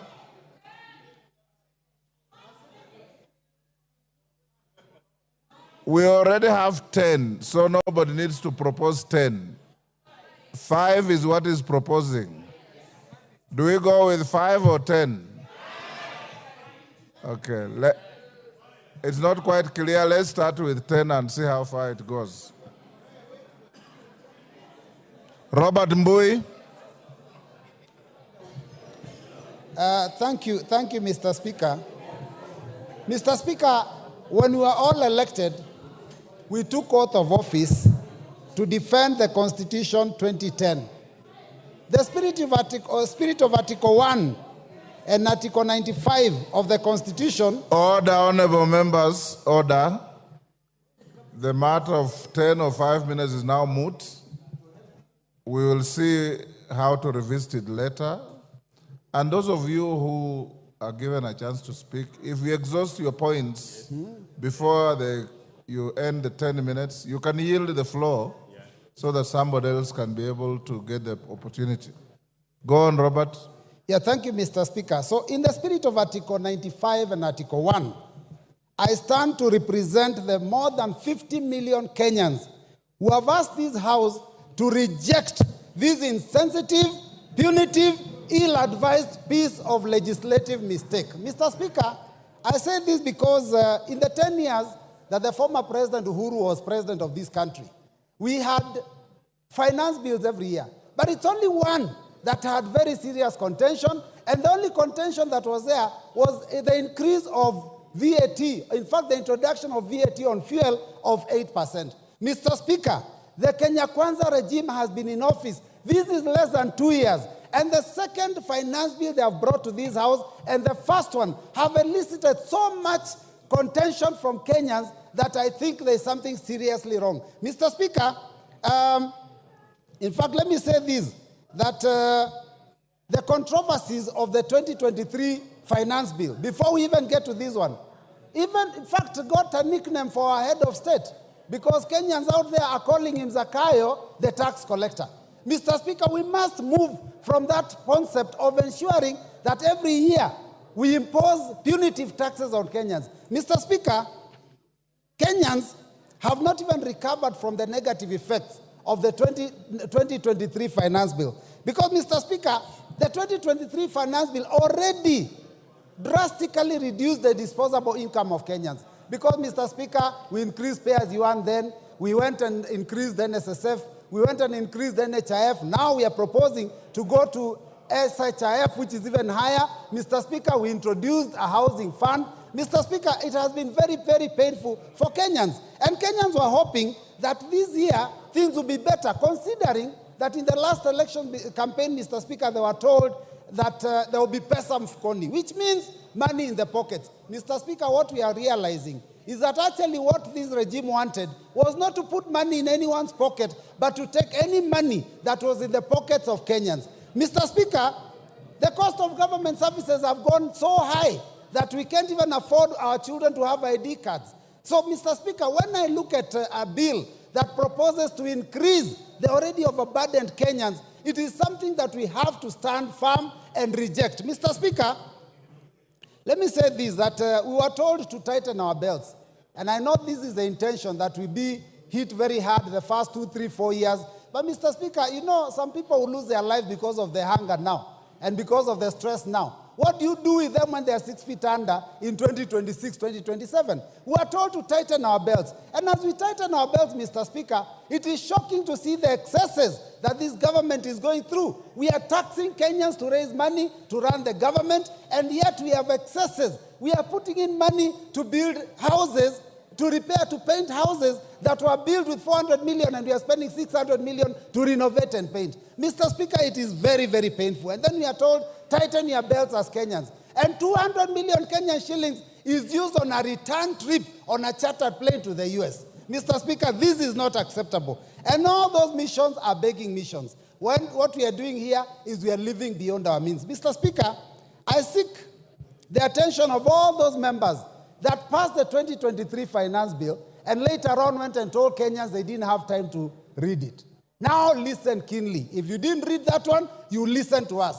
Mr. Speaker, oppressive tax policies do not make good economic sense. And Mr. Speaker, let me just put it this way, that the last year's proposal was intending to raise 214 billion. But because it was oppressive, Kenyans did not pay as expected. And in fact, what we collected was only 131 billion out of that finance bill, which was only 53% of the target.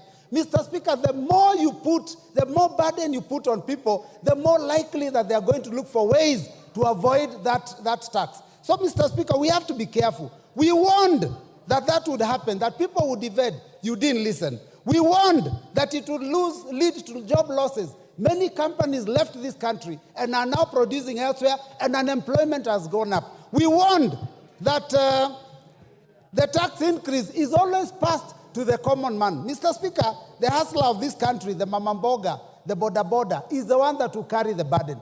Anytime taxes go up, it is not the big fish that actually pay these taxes. Because all they do, when you increase cost of fuel, all they do is pass it on to the consumer. And the consumer is mamamboga. The consumer is the last man in the chain. So, Mr. Speaker, we have to be very careful. Now, the 2024 tax proposals are as oppressive as 2023. We have not even fully implemented the 2023 ones. The E-teams, now we are discussing how we are going to remove it. There are those, those taxes on chamas that we have not yet implemented. Now we have brought other major proposals. And I hear, Mr. Speaker, talk of the tax proposals of 2023, it's like they have been reduced. Mr. Speaker, the bill that we hold in our hands, the bill that we read, has not been amended.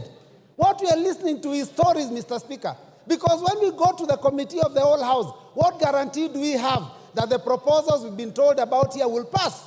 We can be hoodwinked into believing that those things will be passed, and when we pass this bill, the last minute it is opposed and we lose out. So we are going to oppose it from the beginning up to the end. Mr. Speaker, this proposal on VAT on bread, Mr. Speaker, I don't even know who could conceive such a thing. You have put your hands in the pockets of salaried Kenyans, business people. People have been made to pay for profits that they don't even make on turnover tax. And now you want to tax our children because you're putting your hands in the pockets of our children. Because the biggest consumer of bread are our children in secondary school, because that's where they spend their pocket money. Mr. Speaker, some of these are totally ill-advised. Mr. Speaker, VAT on financial services, VAT on money transfer, VAT on M-Pesa, those were, I do not understand who was thinking, what were they drinking, what were they smoking when they came up with those ideas. Mr. Speaker, it is very unfortunate. 20%, 25% excise duty on edible oil, import duty. Mr. Speaker, these things, 2.5% on motor vehicles. These ideas were preposterous. But Mr. Speaker, I believe that all those proposals were actually a smokescreen. If you read the 48 laws of power, you know, smokescreen. You lead them down the wrong direction until they lose focus. What has happened is that we have concentrated on those ones that were very clear.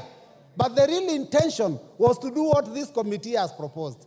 That suddenly, after we think that things are okay, they increase RMD, road maintenance levy, road development levy, and the import duty. That is what the intention was. In fact, the net effect is likely to be that this finance bill may be collecting almost as much, if not more, than the previous proposal. So, Mr. Speaker, I stand in solidarity with those Kenyans that said that this must be rejected in totality. Mr. Speaker, I want to ask the Inspector General to stop interfering with Kenyans when they are exercising their democratic right of picketing, because Kenyans have a right to defend themselves. When they see the Constitution being mutilated, when they see their pockets being ravaged, when they see their children being unable to go to school, to put food on the table, they have every right to defend themselves.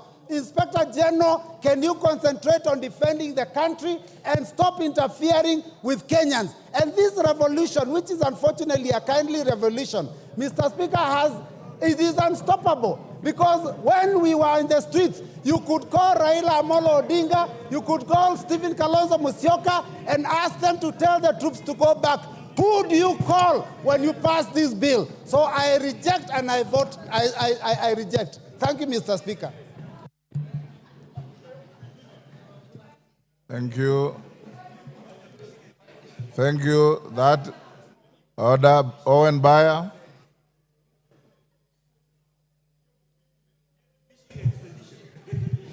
Thank you very much, Honorable Speaker.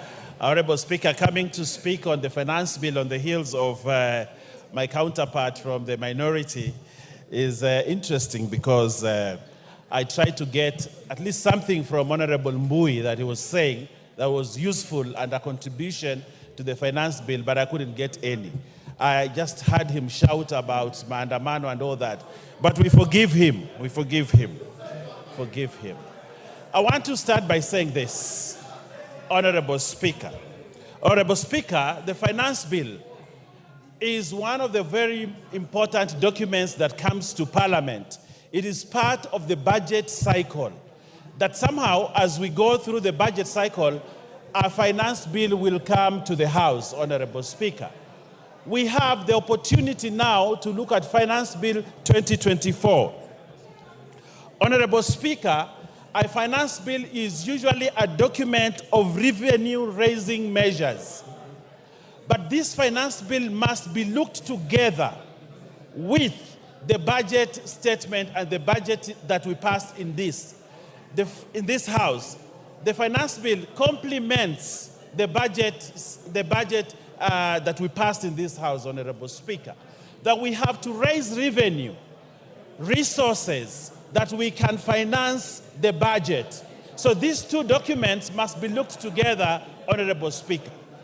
Honorable Speaker, when we received the budget, the finance bill in this House, we tabled it here. But it was a proposal from Treasury. And when a proposal comes to the House, Honorable Speaker, it needs to be debated. They cannot pass the way it has been brought. It is scrutinized by the House. And the Constitution, Honorable Speaker, gave us the opportunity to do public participation. And public participation, Honorable Speaker, is a key plank in passing laws and legislation in this House. Treasury makes wild proposals that comes to the House. But it is up to this House to sit down, debate those proposals, look at them, and see whether they are fair revenue-raising measures for the country. Honorable Speaker, we have had a thorough public participation, one which Kenyans spoke their feelings about the finance bill. Honorable Speaker, Kenyans talked to the committee. Kenyans raised their voices about contentious issues in the finance bill. And those issues were captured by the committee, a committee that includes members from the minority and also includes members from the majority. And Kenyans had, the committee had, and they made changes to the finance bill. Honorable Speaker, the House itself has, in third reading, the power to make amendments to the proposals that came from the Treasury.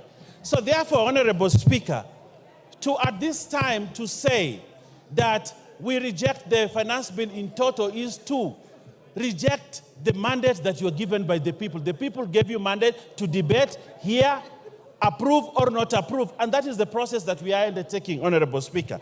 Honorable Speaker, the budget created a deficit. And in dealing with a deficit for a budget, there are three ways you can look at: reduce the budget, borrow, or tax. Those are the three things that you need to do when you're dealing with a budget for you to finance a budget. You either borrow, you either reduce the budget, or you tax to be able to finance a budget. All these measures are available to this House, Honorable Speaker, to make a decision on how we go forward. But Honorable Speaker, allow me also to say, did the committee listen? Yes, the committee listened on the proposals that were brought from Treasury. And Honorable Speaker, it is important to note that the proposals that were made, the proposals that we had from the Treasury did not go unchanged by the committee, Honorable Speaker. And I would like, Honorable Speaker, to just note a few things. The proposal on 16% VAT on bread was dropped. And there's a proposal in the report that be dropped. That is a win for Kenyans, Honorable Speaker, that now we will not have the 16% raise on bread in the finance bill. That has been dropped, and Kenyans are safe. They can have bread, and Mbuyi and the children in school can have bread at less than the proposal of 16%. Honorable Speaker, we had noise about the motor tax, 2.5. Honorable Speaker, it is important to note that the committee listened, and when the committee listened, they dropped the 2.5 on motor vehicle because the committee listened, and now Kenyans do not have to pay that motor tax. Honorable Speaker, the eco tax that had been proposed by Treasury, the committee looked at it, studied it, and said we can only levy eco a tax on imported finished products. But for products that are manufactured in this country, they will not attract the eco tax that had been proposed by Treasury. Honorable Speaker, that is a win for Kenyans, which we might celebrate as a House, because the committee listened. Honorable Speaker, there was a lot of taxation on the payslip, and the people who had loans were even suffering. But what has this committee done in terms of those things?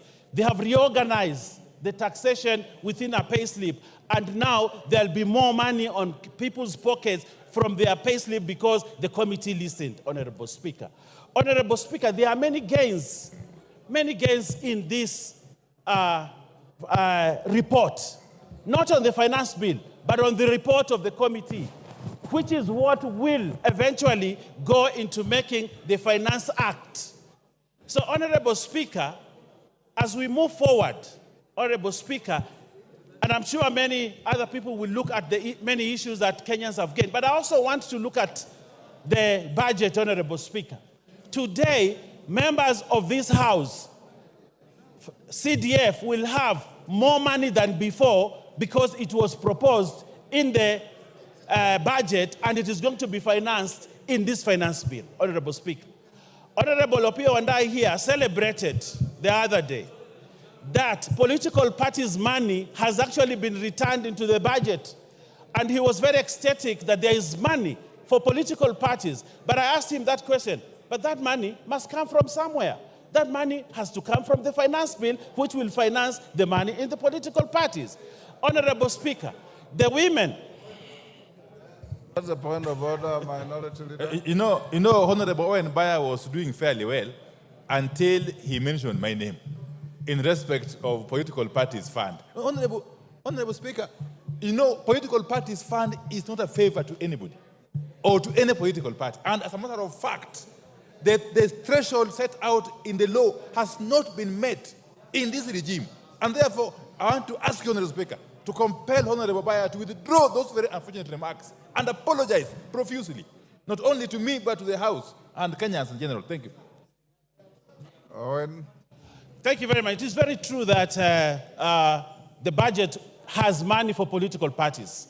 And that money will come from a source. And that source is the finance bill. So, Honorable Speaker, I am still within my limits of speech. Honorable Speaker, I also want to say this. We have a budget that we must finance. We have a budget that we must get money to ensure resources go to Kenyans, that services go to Kenyans, that development go to Kenyans, that we have to pay debt, the 1.0 something trillion of servicing the debt. We have to have money to do that. And one way is to raise money through the finance bill. Honorable Speaker, we have to make hard decisions for our country in order to make it forward. But if we want to be good people, Honorable Speaker, I read somewhere that if you want to be a good person, please go and sell ice cream. But if you want to be a leader, you have to be here and make hard decisions. Your time is up. Your time is up. You must make the hard decision to sit down. Honorable members, before I give the next member, allow me to acknowledge 2 schools in the public gallery. Kibirisha Boys Secondary School from Bori, Meru, and Tiga High School from Mara, Tarakaniti.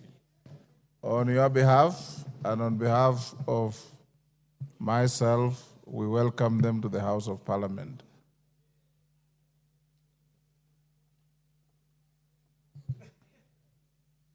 Mama Zamzam.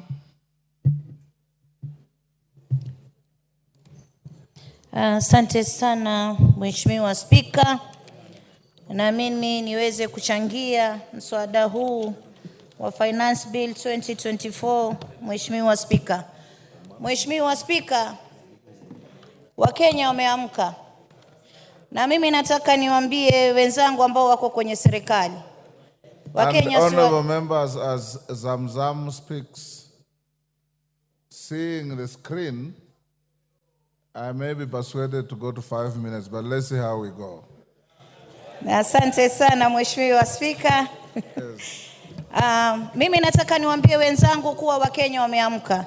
Mheshimiwa Spika, ile budget ama hii finance bill ilivyowekwa Mheshimiwa Spika, kuja kuweka mkate, edible oils na vitu ambavyo vinamgusa kama vile magari, Mheshimiwa Spika, ile ilikuwa ni strategy ya kuweza kuwaondoa Kenya katika ile shetani kubwa ambayo imebaki ndani ya hii bill, Mheshimiwa Spika. Mheshimiwa Spika, Wakenya wamemakinika, ukiwaona wanaingia barabarani wenyewe bila baba, jua kuna shida. Na Mheshimiwa Spika, mimi nataka niseme hivi. 2023 finance bill. Sisi tunasema hapa kuwa Wakenya wamesikizwa maamuzi yao, wamesikizwa kauli zao kwenye kuchangia katika huu mswada, Mheshimiwa Spika. Lakini ikumbukwe kuwa, ifahamike kuwa 2023 finance bill Wakenya walikataa kabisa housing levy, lakini ililazimishwa kwao, Mheshimiwa Spika. Kwa hiyo tusije kudanganywa kuwa kuna vitu vilivyoko humu ndani ya bill kuwa Wakenya wamekubali. Mheshimiwa Spika, sijui yule aliyokuwa akipanga mambo ya mkate alikuwa anafikiria kitu gani, Mheshimiwa Spika. Lakini mimi nitasema hivi. Naangalia ile pesa ambayo inaweza kukusanywa, ambayo imekadiriwa kukusanywa, naangalia na matumizi yake, Mheshimiwa Spika. Wakenya wamefinywa. Na mimi nataka niwaambie, hata paka ukimpiga paka ukamfungia ndani ya nyumba, paka atakung'ata. Imefika wakati sasa Wakenya wanaanza kutufuata sisi na messages zinatumiwa mpaka rais, Mheshimiwa Spika. Hii Kenya watu wameamka, Mheshimiwa Spika. Na mimi nataka niwaambieni, tutacheka leo, wengine wanasikia raha, wengine mmetumwa mpige yes, lakini kumbukeni, hii bill ambayo mnaifanya saizi si yenu tu, itashika vizazi vijazo. Itafika wakati wewe hauko bungeni, itafika wakati wewe mtoto wako, mama yako, ndugu yako hana njia, hana uwezo, itamfinya. Kwa hiyo tukitunga sheria sisi tuangalie, tunaangalia sheria, tunatunga sheria ya kuweza kusaidia ama ni sheria ya kuweza kumvunja Mkenya. Mheshimiwa Spika, naangalia bajeti ambayo imewekwa katika ofisi ya rais, Mheshimiwa Spika. Ukiangalia State House imewekwa karibu bilioni 8, 7.9 billion. Ukiangalia Office of the President imewekwa 4.5 billion. Ukiangalia ofisi ya naibu wa rais imewekwa 4.5 billion. Haya matumizi hayajaonyesha anaenda kufanya kitu gani, Mheshimiwa Spika. Wakati ambapo pesa ambazo zinakwenda kwa mwananchi unapata amewekewa pesa duni kabisa. Ukiangalia upande wa health, Mheshimiwa Spika, wanaingiza na mkono huu wanatoa 16% kwa cancer patients. Sisi tunataka kupigana na saratani. Kina mama wanaugua saratani. watu wa maskini ambao hawajiwezi, huu ugonjwa umewafikia. Ikiwa sisi tunaongeza mpaka kwa magonjwa, tunaongeza tax, tuna tax ugonjwa wa Kenya, wabunge wenzangu, tunaelekeza wapi taifa hili? Pale ndani ya State House, mkate peke yake na maziwa na nini, ile bilioni 13 mimi naiangalia nasema, jamani tuoneni haya. Mgala muweni, haki yake mpeni. Huyu ambaye tunamnyang'anya hizi pesa kwenda kufund vitu vya starehe ni mtu ambaye analia kwa Mungu kila siku asubuhi akiamka, Mwenyezi Mungu, natoka ndani ya nyumba yangu, nishukishie riziki kwa mikono yangu niweze kulea watoto wangu. Lakini sisi katika ile ruzuku yake tunaenda kukata. Kwa mfano, Mkenya anatoka nyumbani, mshahara wake ni 50,000 Mheshimiwa Spika. Katika 50,000 Mheshimiwa Spika, 24,000 yote inakatwa na serikali Mheshimiwa Spika. Hapo hiyo ni katika tax peke yake. Mara hii pay as you earn, sijui nini, kisha anabaki na 29,000. 29,000 kiangalia Mheshimiwa Spika, ana stima ataka kulipa, ana maji ataka kulipa, ataka kununua unga, ataka kupeleka mtoto shule. Mheshimiwa Spika, Wakenya wamechoka. Wakenya wamechoka. There's a point of order from the committee chairman. Asante sana Mheshimiwa Spika. Nimesikia rafiki yangu Mheshimiwa mbunge wa Mombasa akisema kwamba kuna kodi ambayo imewekwa kwa wagonjwa wa saratani. Na ningetaka kwamba nieleze ni kipengele kipi katika huu mswada ambao unaongea kuhusu hiyo, kwa sababu Mheshimiwa Spika, haya mambo ya kumisinform ama kuwadanganya wa Kenya kwa mambo kama hayo kwa sababu ya siasa kabisa ni makosa na haifai kufanyika. Mama Zamzam, that is a fair challenge. Order. Order. That's a fair challenge. Can you point out which... Ngoja nipe nafasi Mheshimiwa Spika, nitaiangalia kisha kipengee mahali kiko. Lakini kiko, Mheshimiwa Spika, nipigieni kelele, mimi sijali, nitawaambieni ukweli, Wakenya wanahangaika. Mmekuja hapa, mmelipwa pesa, mmepewa pesa nyingi kuja kuwa Wakenya katika bunge hili. Order.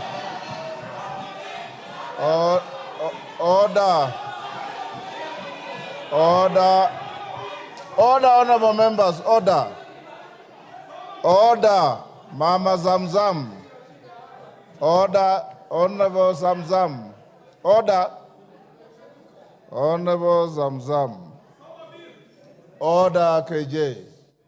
Order, members.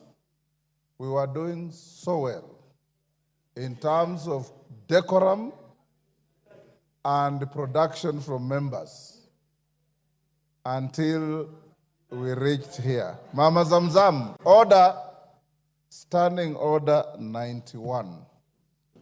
Every member is responsible for the accuracy of any facts which you allege. And the Speaker doesn't get involved in your allegations until you are challenged. When a colleague challenges you, the easy thing is not to raise your voice. The easy thing is to say, this is found in clause this and that of the bill. And it ends there. That is how you discharge your responsibility. If it is not in the bill, then the challenge becomes legitimate, and the decent thing to do is to withdraw and move on with your other contributions. Order. The Speaker needs no assistance. Honorable Kamket. Honorable Zamzam, if it is in the bill, point out to the chair of the committee. If it isn't, just withdraw and move on with your other contributions.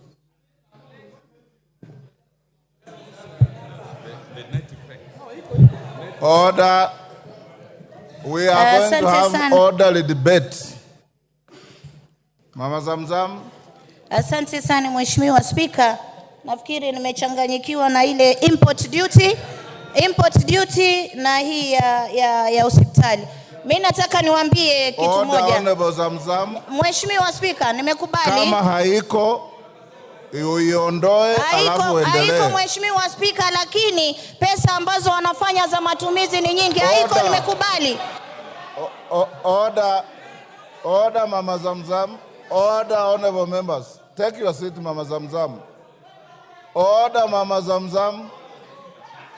Order. Order.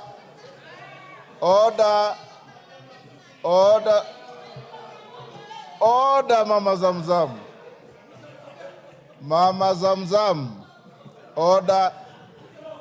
Mheshimiwa Zamzam, wewe ni mheshimiwa na mama wa heshima, na mimi nakuheshimu sana. Wewe huongea Kiswahili sanifu na huwa unasema mambo yanayoeleweka. Kuanza kuchibisana na wenzako across the floor ni kushusha heshima yako. Sasa nakwambia, ondoeni ile ulisema kwamba haiko na uendelee na mambo mengine. Kubishana na kupiga kelele haina faida kwa hii chumba. Order. Order. Honorable Mbadi, order. Order. Honorable Mama Zamzam, withdraw and proceed. Honorable Mbadi wants to mislead you. Just withdraw and proceed. Order, Honorable Mbadi. Give Mama Zamzam the mic. Huh? I withdraw, Mheshimiwa Speaker. Well done. Now proceed. Sasa na proceed. Lakini Mheshimiwa Speaker, watu wakija hii bunge kila mtu ametoka kwao amepigiwa kura zake, Mheshimiwa Speaker. Just proceed without complaint. Mimi hata nitalalamika kwa sababu amenitukana ule mzee na nywele nyeupe. Mheshimiwa Speaker, mimi naangalia katika hata cooking stove ya kupikia wameongeza 3%. Wameongeza 3%. Naangalia motorcycle, Mheshimiwa Speaker, wale wa mabodaboda ambao walipromisiwa mambo itakuwa shwari, tutatenga, tutafanya hivi, bodaboda wameongezewa 3% katika custom values. Mheshimiwa Speaker, hawa pia hata tairi ya gari ya bodaboda, ya wheelbarrow, tairi ya kushika wheelbarrow, mulikuwa mnaweka tairi, wheelbarrow iko na tairi. Wacha kwa fuel, kama mmeongeza shilingi 9, mumeongeza kila mahali. Kama mmeongeza shilingi 9 kwa mafuta, mumeongeza bidhaa zote. Mheshimiwa Speaker, mimi nataka kuambia mgala muweni haki yake mpeni. Nyinyi mlidanganya wananchi, mkasema bodaboda, mama mboga mtakuja kuwasaidia katika jumba hili. Mmepewa 100,000. Order. Yes, Honorable KJ. What's your point of order? Mr. Speaker, I'm standing on a standing order that provides for a member to be relevant when they are debating.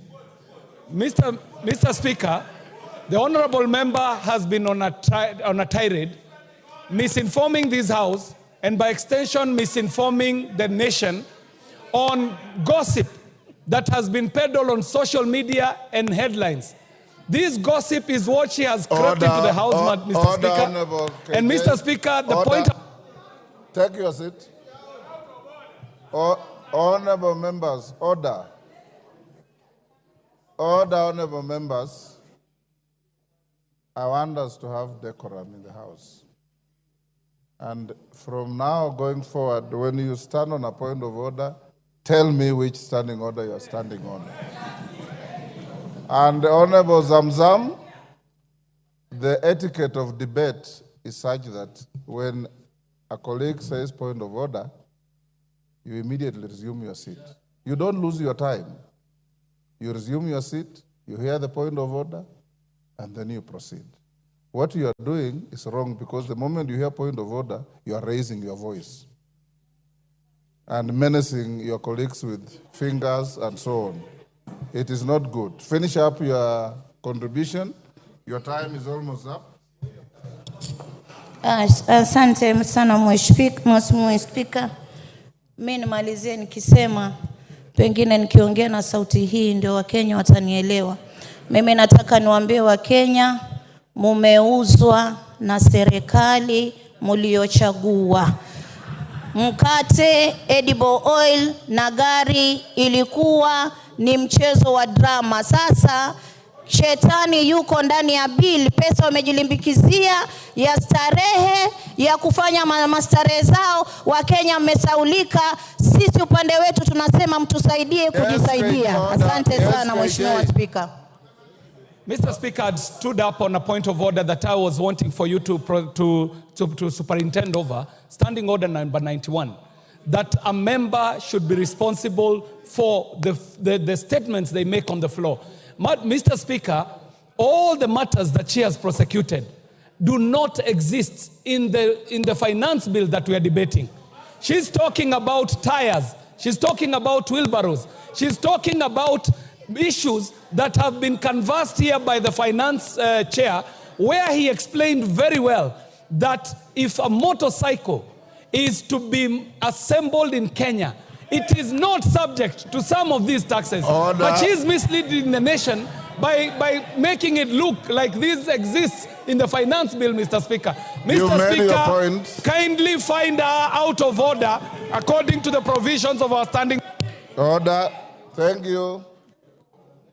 Unfortunately, KJ, she has already left the floor, so I cannot make a ruling against her. Secondly, honorable members, you have a bill before you. You also have a report. Order members on their feet, take your seats.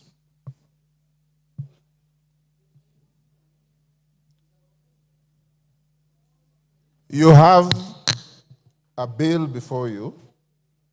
You also have a report of the committee. The mover of the bill extensively made reference to the report, said this has been dropped, this has been dropped, this has been dropped.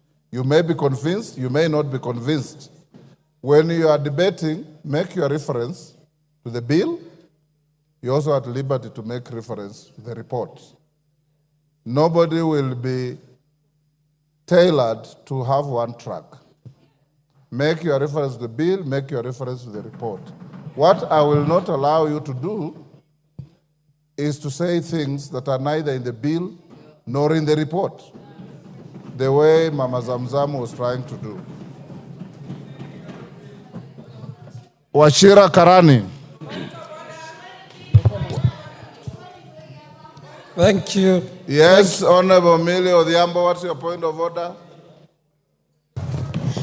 Thank you for your guidance, Mr. Speaker. Mr. Speaker, I'm just standing with a lot of due respect and concern over what you have just said. Mr. Speaker, first I want to thank you for giving us guidance and direction that we can make reference to the bill and to the report. Mr. Speaker, one of the rules of debating in this House is you can go outside those two so long as you make a link with what is in the report and what is in the bill. But when we are being told that I must speak in that narrow sense, Mr. Speaker, we are being gagged. Order, Honorable Millie. We are feeling gagged. Take your seat. Honorable Millie, nobody's being gagged. The rules of debate are very clear. You can make conjecture. You can make reference to matters known to you. But when you are challenged by a colleague, you have a duty to respond and respond relevantly. The Speaker is not here to gag anybody, and nobody will be gagged, including you, Millie. All right? Wachira Karani. Yes, Junet Mohammed. Mr. Speaker, you have guided very well, Mr. Speaker, and I want to thank you. But, Mr. Speaker, having said that, can we have... Order, Ruth Odinga. It is out of order to stand between a member on his feet and the chair. Yes. Yeah, Mr. Speaker, you have guided us very well. But, Mr. Speaker, members must know that we are debating a bill as it is.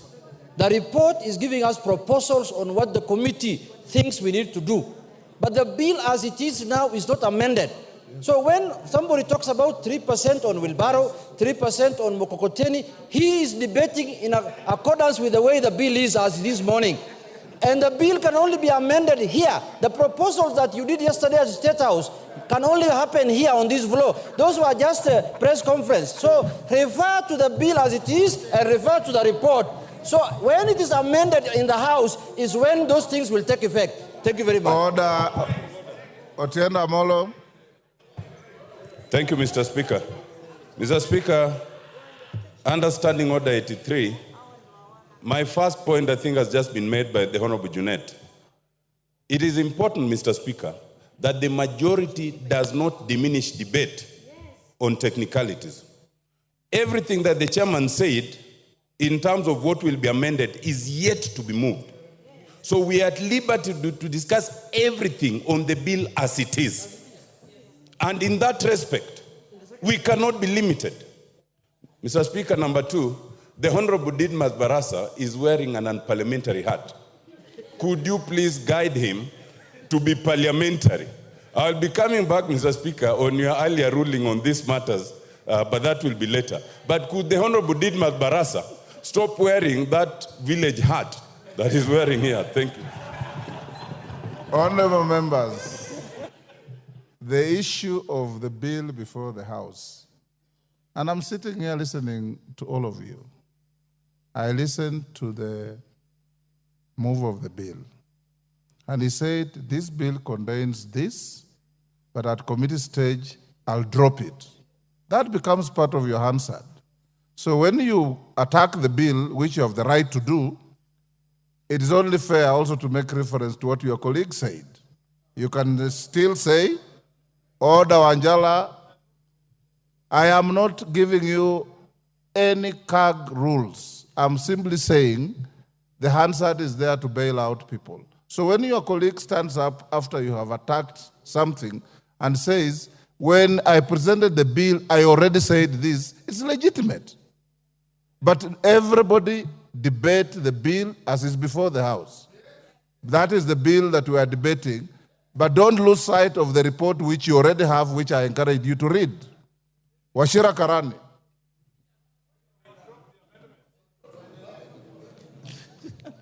Thank you, Mr. Wachira Speaker. Karani, you have the floor. Yes, thank you very much, Mr. Speaker. I thank you for giving me this opportunity so that I also do my contribution. Mr. Speaker, before this committee gave out the report, Kenyans listened to talk shows, to radios, to newspapers, analysis. That is what they judged the report with. In my constituency, I've visited several places, Mr. Speaker. I've gone to churches. I've gone to trading centers. I've listened to the messages. I've read the messages the people have sent to me. And I can say this without blinking. What has been presented by the committee as the report and what has been spread by the talk shows, they are totally two things that are totally different. Mr. Speaker, on my side, I chose to communicate with my voters. I told them to enumerate the clauses that are contentious, which they did. And they did on 5 contexts. First of all, they complained about the VAT 16% on the bread tax. They also complained about the tax on edible oils. They also complained about the tax on motor vehicle, the 2.5%. They complained about the eco levy, the 5 items. And I promised them that I'm going to approach the Committee on Finance so that those are addressed. I'm very happy this morning because the committee, led by the very humble Honorable Kimani, has reviewed all of those. The tax on bread has been removed, the 16%. The 2.5% on motor vehicle levy has been removed. The money transfer have been removed. So me, as I stand, Mr. Speaker, I just want to thank the Committee on Finance for work well done, doing a thorough job, and listening to what we have communicated to them and acting of them. I support, Mr. Speaker. Minority Leader. The Honorable Speaker, let me make the following comments concerning the Finance Bill 2024. But I want to pick from where the Honorable Robert Mbui left. You know, Honorable Speaker, we have been around for some time. As a matter of fact, this, I think, is my 12th year in this parliament. And even before that, I was living in Kenya. What is so unique with this government that for 2 years in a row, the matter of finance bill is causing hullabaloo, is causing commotion, is causing pandemonium until young children are coming out the streets. We have had finance bills since 1963. We have had them. We had them during Jomo Kenyatta time. We had them during President Moi's time. We had them during President Kibaki. Recently, we had them during President Uhuru's time. But in this regime, 2 years in a row, the finance bill is causing serious problems to Kenyans. And is exposing the regime as totally insensitive to the plight of the people. Do you want information from Kamket? Certainly no, Honorable Speaker. How can Honorable Kamket inform me, Honorable Speaker? Really, no. So, Honorable Speaker, that is the question we must ask ourselves. And then it again raises the issue. Who advises this government? Who are the real advisors?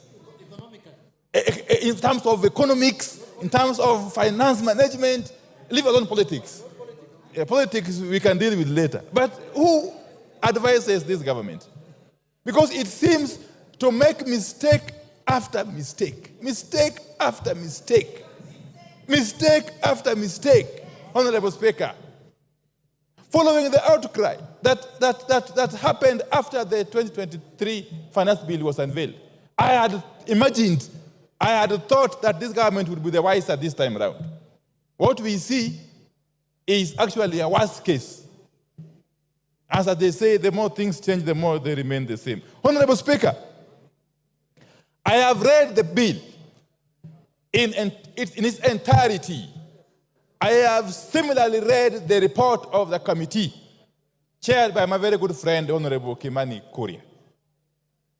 Honorable Speaker, if you look at the report of the committee and together with the amendments it is proposing to make on the bill, then you come to the conclusion that actually the character, the structure of the bill is actually changing fundamentally. Fundamentally. And this flies on the face of the provisions of Standing Order 48. Honorable Speaker, at some point perhaps I would be calling upon you to consider asking the chair to withdraw the bill and introduce a new one. Because the character is changing. And why is the character changing, Honorable Speaker? Honorable Speaker, under Article 201 of the Constitution, specifically 201 sub-article A,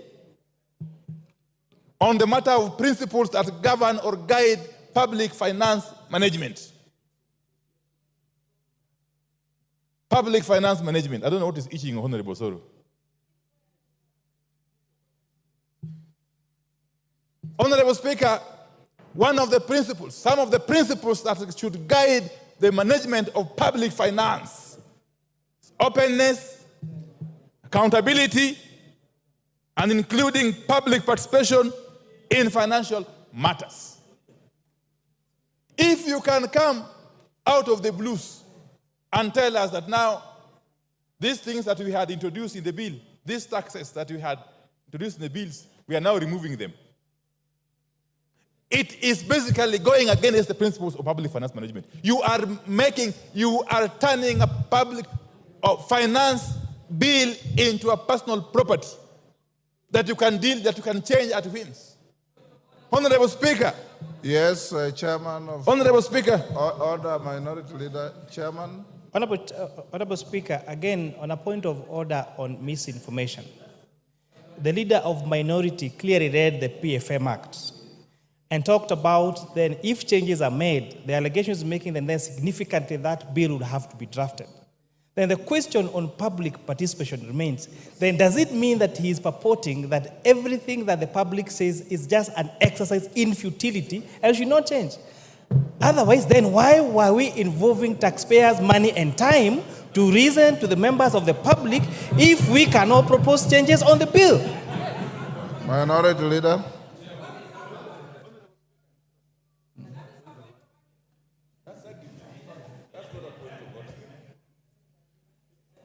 Proceed. Give him the mic. You are giving the next. Give him his mic. Anyway, just come. Honorable Speaker, obviously, with all the tremendous possible respect, that was not a point of order. The Honorable Chair can actually advance that argument when he gets time to reply. Honorable Speaker, let me proceed this way.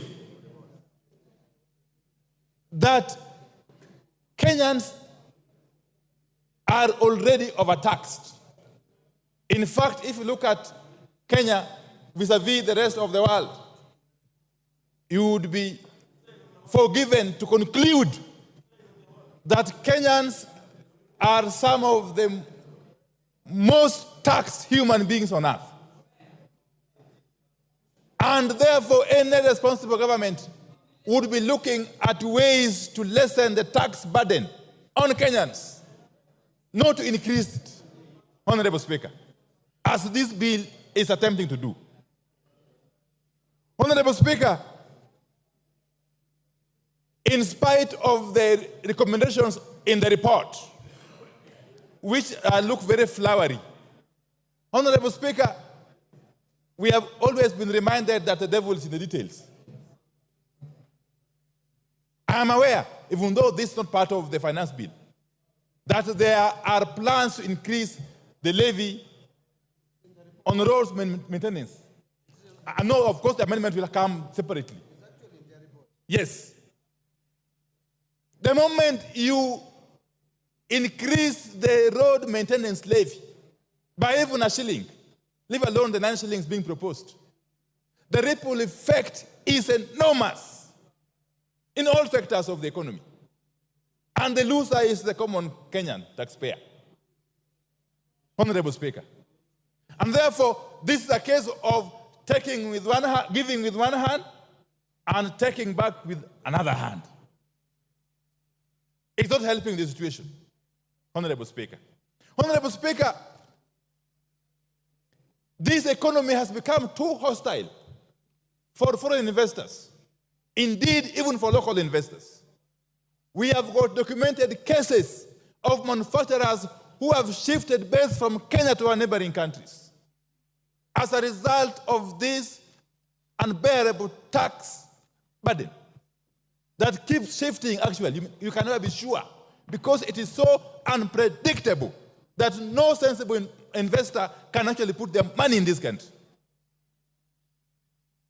To make matters worse, we are witnessing what could be compared to the state capture that happened during the President Jacob Zuma's regime in South Africa. Honorable Speaker, and I will explain shortly. Honorable Speaker. Honorable Speaker, if you take the case of the manufacturing sector, and specifically the steel and cement manufacturing sector, that sector is now under total control. Who is being assisted as we watch? Indeed, Parliament is complicit.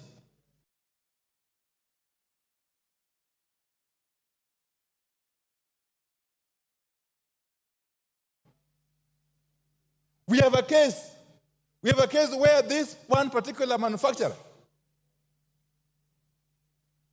is the only person who has the capacity to manufacture billets which are used in the steel manufacture.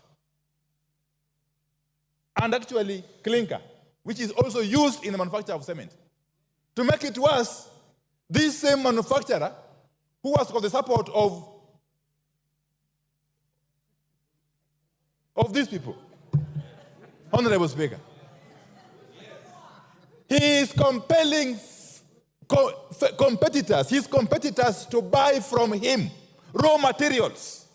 To make it worse, he is compelling them to buy at a minimum. That for you to buy from me, billet or clinker, you must buy quantities worth minimum of 100,000 US dollars. And you must pay me in US dollars. And he delivers when he wants. Do you expect him to compete favorably with the rest? I will name him. It is the owner of Devki Steel Company and the owner of Simba Cement. I think his name is Guru. That one. We must shame these people. We must name and shame these people. If we are to rescue our country from the clutches of state capture, Honorable Speaker, we must do so. We must do so. Now, I am happy. I am happy at the debate and the information that is coming out from my point of order is 91. 91. That my friend, the leader, I would like him to substantiate and give us, he said he must buy from me, he must do this and this. Where did he say? Where is that factual information? You can do better by giving us, a record of what he said, other than hearsay, Honorable Speaker. You can do better than just say things. Order, Honorable.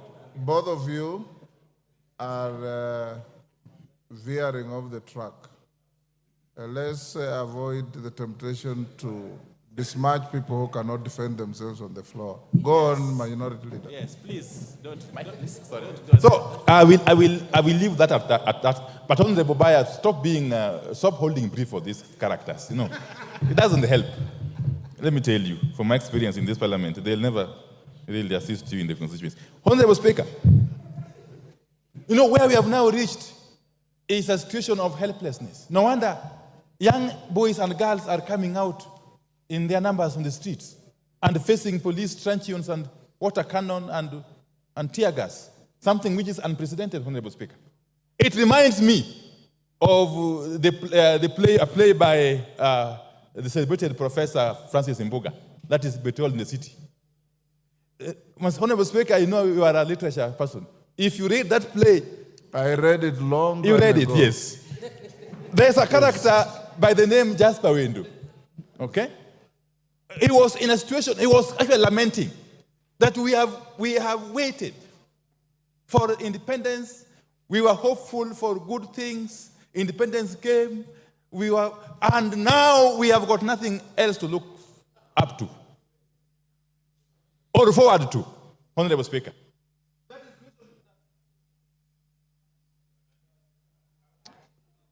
He has 15 minutes. Has he finished 15 That minutes? is the situation. Your time is up. Finish up in 1 minute. Children are finding themselves in this country. They have already lost hope. They are not seeing any hope in us as their leaders.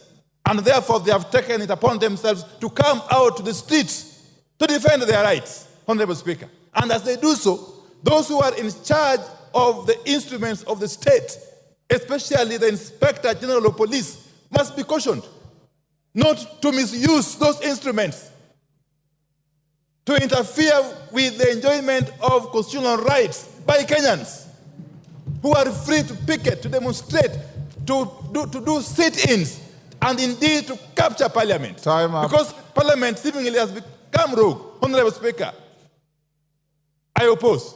Osoro. Thank you very much, Honorable Speaker. Honorable Speaker, listening to my colleagues from the other side, Honorable Speaker, one need not to be a rocket scientist to know that they are playing populist politics as far as this report is concerned. You'll be left wondering whether they are contributing to the same debate, to the report before us, or they are giving us theories and stories that are unnecessary, Honorable Speaker. Honorable Speaker, I'll qualify my statement with these points. Last week, when the budget estimates were presented before this House, Honorable Speaker, and even when the chair for budget was highlighting some vote on the budget, Honorable Speaker, I saw honorable members across the political divide very happy. He did say that 500 million shillings has been added to NGAF. The honorable chair went ahead and said that CDF has gotten an extra 10 billion shillings, that each constituency here will be getting an extra 30 million shillings. And everybody here was very happy. In fact, the honorable members who represent counties, commonly known as the honorable women reps, even did a post appreciating His Excellency the President, saying that, you know, Your Excellency, we are very happy you've added us 500 million. We pray that next year you even add the same amount or even higher to that amount, to the 500 million. Honorable Speaker, I do not understand. You cannot eat your cake and still have it. You cannot say on the other point, on the other hand, that you are supporting what the executive is doing in terms of funding you, what touches you, but you cannot show them where they'll get this money from, Honorable Speaker. What is your point of order and under what standing order? Mr. Speaker, I may not quote the point of order, but mentioning then you are out women of order. reps in this budget, Mr. Speaker. Order. Honorable Osoro. Order, Honorable Mbeyu. I have made it very clear for orderly debate. I'll give you every point you want. Tell me which standing order. The order, you've lost your chance. Go on, Osoro. Thank you very much, Honorable Speaker. So, Honorable Speaker, what I was saying is, with the additional budget, with the additional needs, because everybody was very happy that 30 million per constituency is going to be added in their constituency, 50 million to every constituency, Honorable Speaker, then it means that, and considering the tax base and our taxes going back into the years, then it means, Honorable Minority Leader, that there was need for us to expand our tax base so that we get that money that you need for development. The other day, Honorable Speaker, a member here raised the issue with the intern teachers. Intern teachers who were suspended the other day, and some who are on contractual basis and need to be employed on permanent basis. Honorable Speaker, that needs money. Our collection is not sufficient to meet the 4 trillion budget that was read in this House, Honorable Speaker. Then that raises some questions, Honorable Speaker, in this House. What do we do? Do we raise, do we continue borrowing? Do we raise our borrowing ceiling, Honorable Speaker, and start looking for money from the external sources? No. We need to expand our tax base, but not at the expense of Kenyans. We expand our it's actually a double benefit. We expand our tax base while focusing on manufacturing and local production of our things, Honorable Speaker. And I will single out two things, two very important factors, Honorable Speaker. What this report by the Finance Committee proposes is to increase the excise duty of China or other countries. That excise duty is going to be increased on only fully assembled motorcycles. What does that mean? Or finished product. What does that mean? The locally assembled motorcycles here will have a competitive price against those ones. Factories will have increased in our industries here, in the industrial area. People will want to assemble the factories for motorcycles at industrial area. Then that means we will grow our employment that we promised our people. It will have created jobs in this country. That is a positive, Honorable Speaker. Number two, Honorable Speaker, this report by the Finance Committee proposes to increase excise duty on imported table eggs, Honorable Speaker.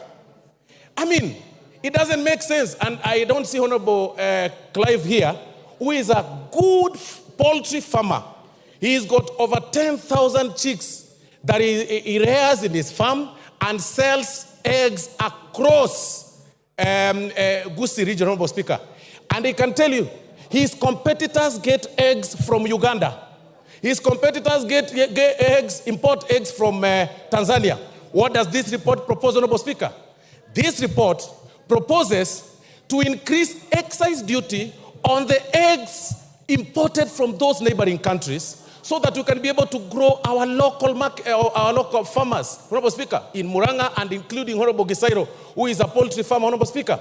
Then on the positive side, this very report removes the excise duty on the eggs that are brought for hatchery, the eggs that are brought for production, not table eggs.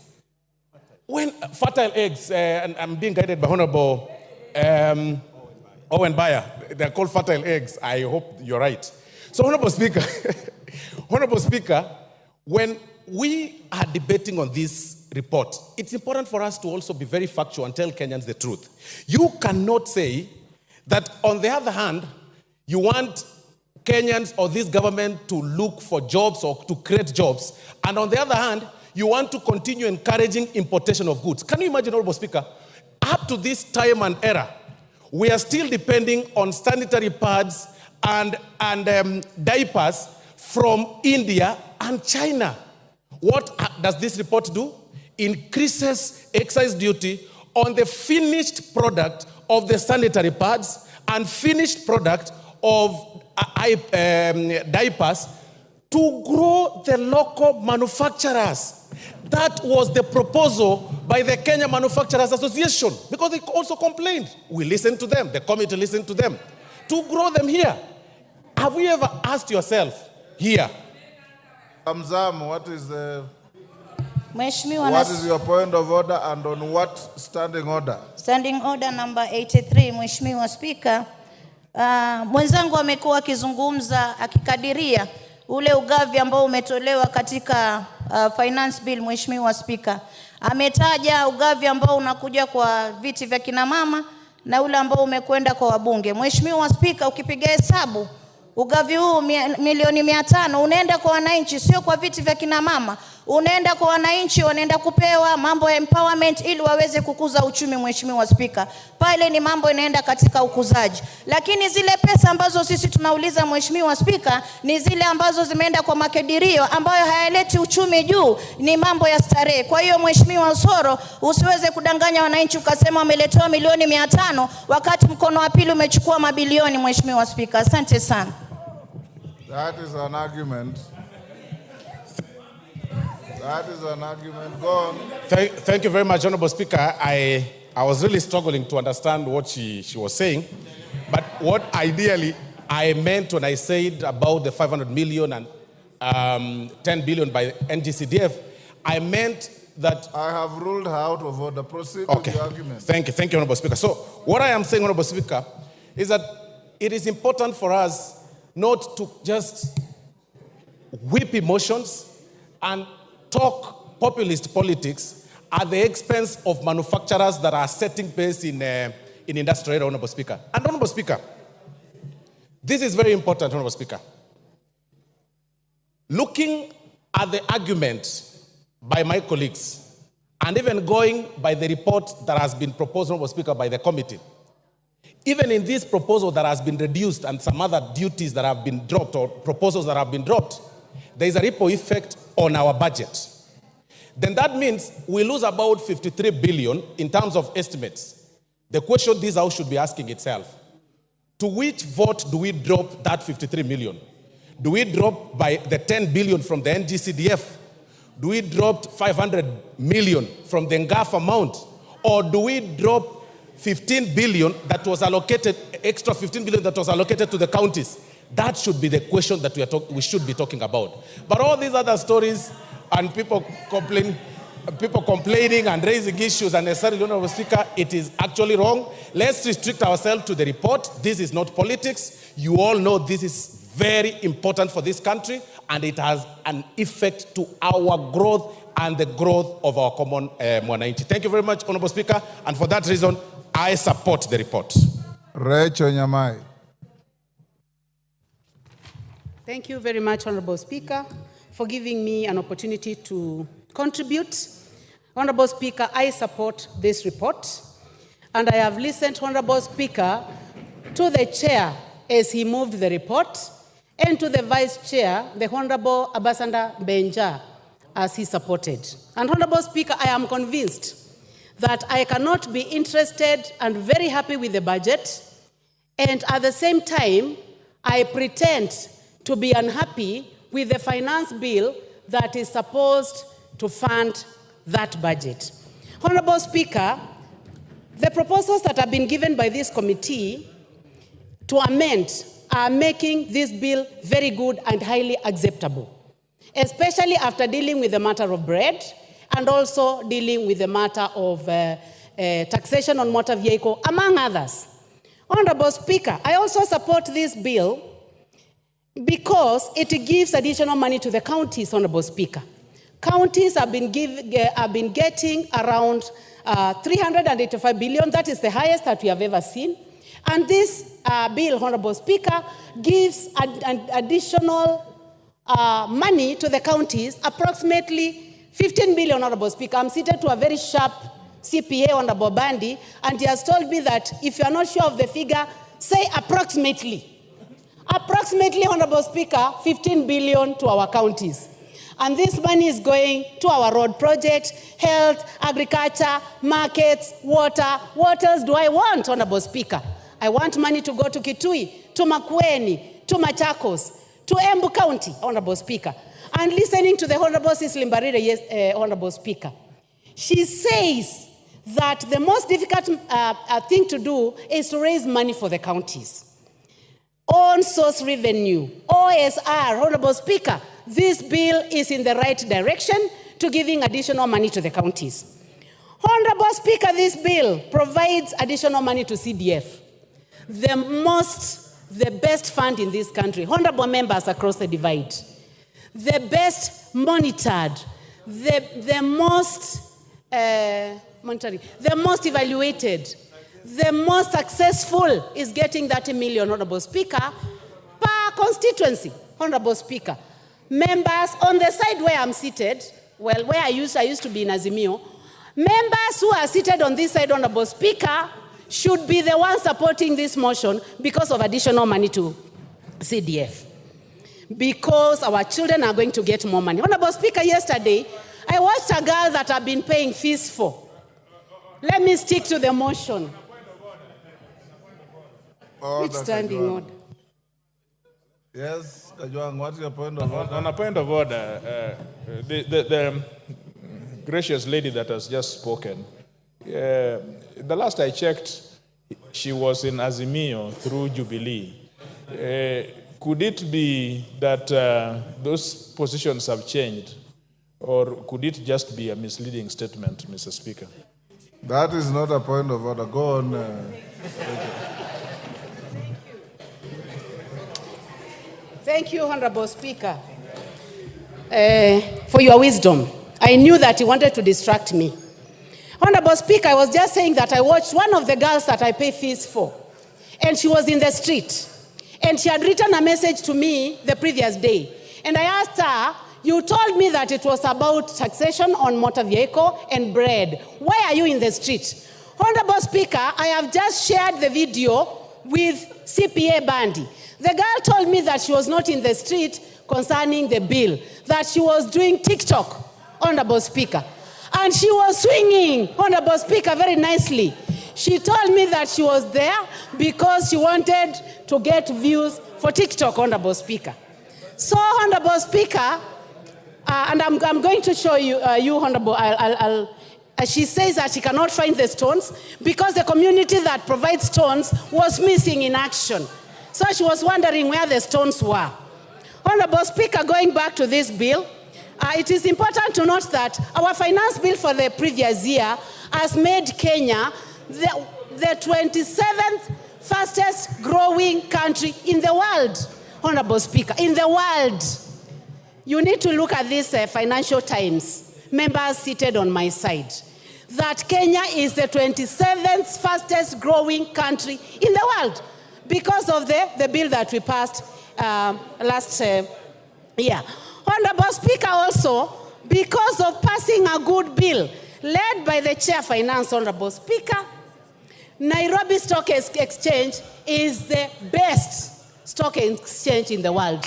That is not according to Rachel Nyamai. That is not according to the Honorable Speaker of the National Assembly.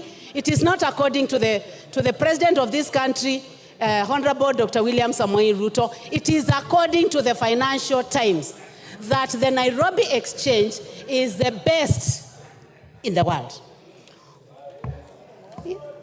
Honorable Speaker, education is an equalizer, Honorable Speaker. This bill, Honorable Speaker, proposes approximately 658 billion to education. Some of us found our way here because we went to school. Our parents never saw a classroom. My own parents, Honorable Speaker, never stepped in a classroom. My father he was not literate. He was an assistant chief who was not literate. So I am only here because I got education. Let us support this bill for the 558 billion that is going to education, Honorable Speaker. Honorable Speaker, I support this bill because it is giving an opportunity to our industries. We are saying that for a phone that has been assembled out here must be taxed. But the one that is produced by 4 companies, Honorable Speaker, that have set up here in Kenya must be given an opportunity, and that is the one that is not going to be put through taxation. So we would like these companies to continue working so that they can hire our boys and girls, so that we can have technicians working there. Honorable Speaker, concerning sanitary towels, also, it is the sanitary towels and pampers that are from outside the country. Those who are setting up here, producing here, hiring our children are not going to be taxed, and this is an effort towards a job creation. Honorable Speaker, this bill also is proposing additional money to electricity, last mile connectivity, 50 million per constituency. Honorable members, what else do we want? We must tell Kenyans the truth, that this country has made a decision that we need to light up this country. We need to extend the working hours. We need to ensure that there is energy in my villages, in Mutomo, in Ekudha, in Kanziko, in Kasala. They must have power so that they are able to work longer and they are able to provide jobs. Honorable Speaker, every country aspires to have a net budget. And Honorable Speaker, I want to go to the figures, and I'll be careful, again, as advised by my friend here, who I have looked at his eyes, Honorable Speaker. I have never looked at Bandy's eyes nicely. But today I have looked direct into the eyes of the Honorable Bandy, and his eyes are very good, Mr. Speaker. And he has told me that...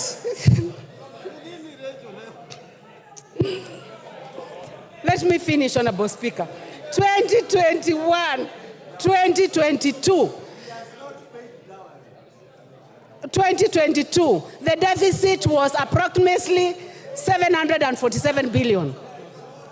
2020, 2022, 2023, Honorable Speaker, the deficit, budget deficit, according to CPA Bandy and the Chair for Finance, was 846 billion. 2023-2024, it went higher, Honorable Speaker, 908 billion. And now, Honorable Speaker, courtesy of a good budget committee led by the Chair, Honorable Kimani Kuria, the deficit, proposed deficit, Honorable Speaker, will be 597 billion. Honorable Speaker, Honorable William Samoei Ruto is going to provide a balanced budget for this country. Watch this space. Watch this space, honorable members. He has promised to provide a balanced budget where we will not have to borrow, Honorable Speaker. Honorable Speaker, did the committee listen to Kenyans? Yes, it did. They went all over the country. That is why they have dropped matters to do with bread taxation. They have dropped matters to do with taxation on motor vehicle, among a myriad of other things. So I am calling upon everyone, Honorable Speaker, for the love of this country, for the fact that we are not only interested in... Your time is up. Cynthia Muge.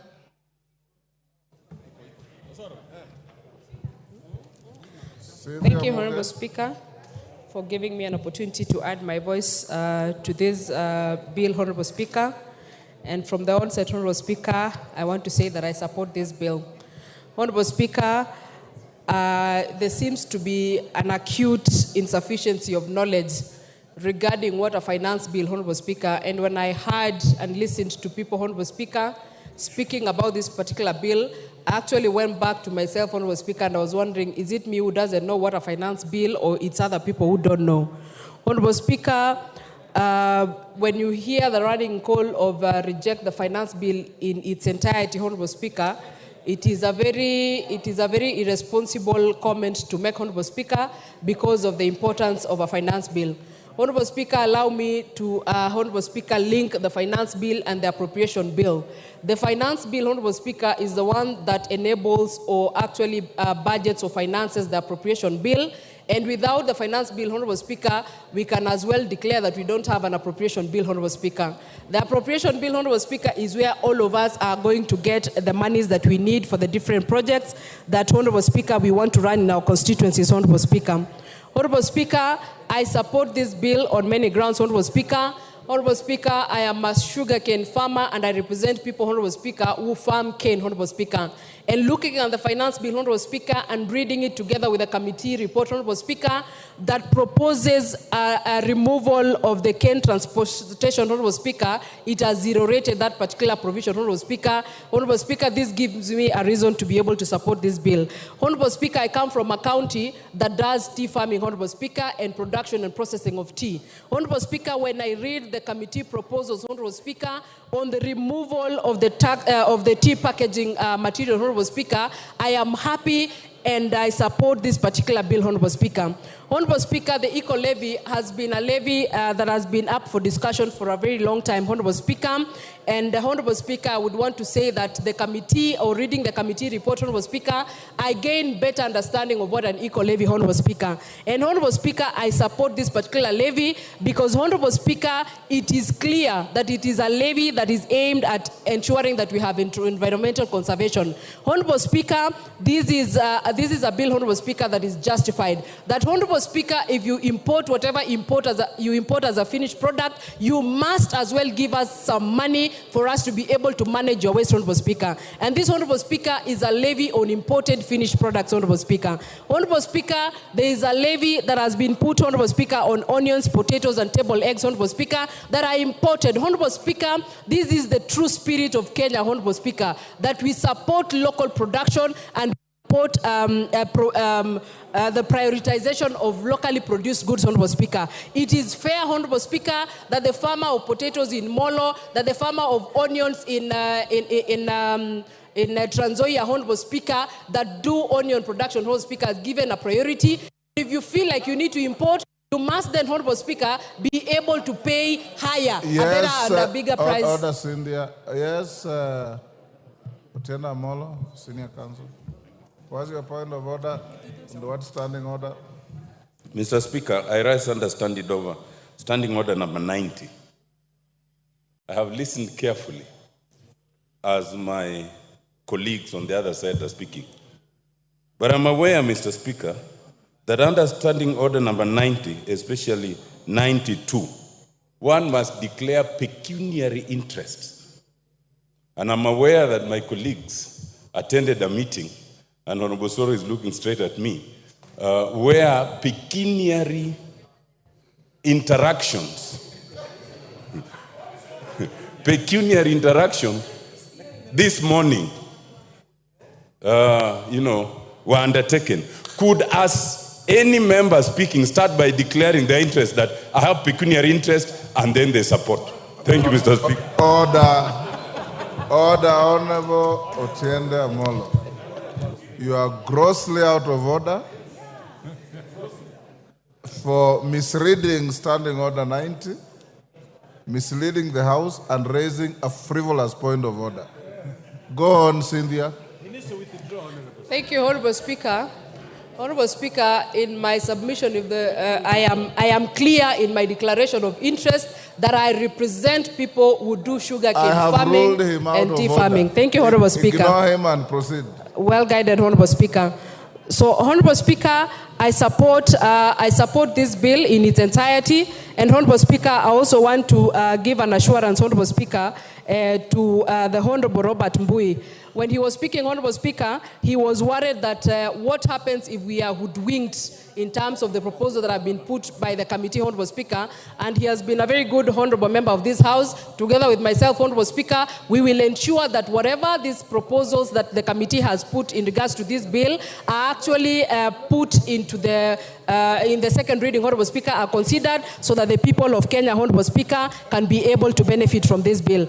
Honorable Speaker, I want to compare the Finance Bill of 2023 and the Finance Bill of 2024, Honorable Speaker. Last year, Honorable Speaker, I was pensive about the Finance Bill of 2023. And I want to report here today, Honorable Speaker, that I am a happy person that I took part in the passing of the Finance Bill of 2023, as hard as it looked, Honorable Speaker. And I am happy, Honorable Speaker, because some of the provisions that were put in place by that Finance Bill last year, Honorable Speaker, are finally bearing fruits, Honorable Speaker. You remember, Honorable Speaker, that there was an issue about the clinkers, Honorable Speaker.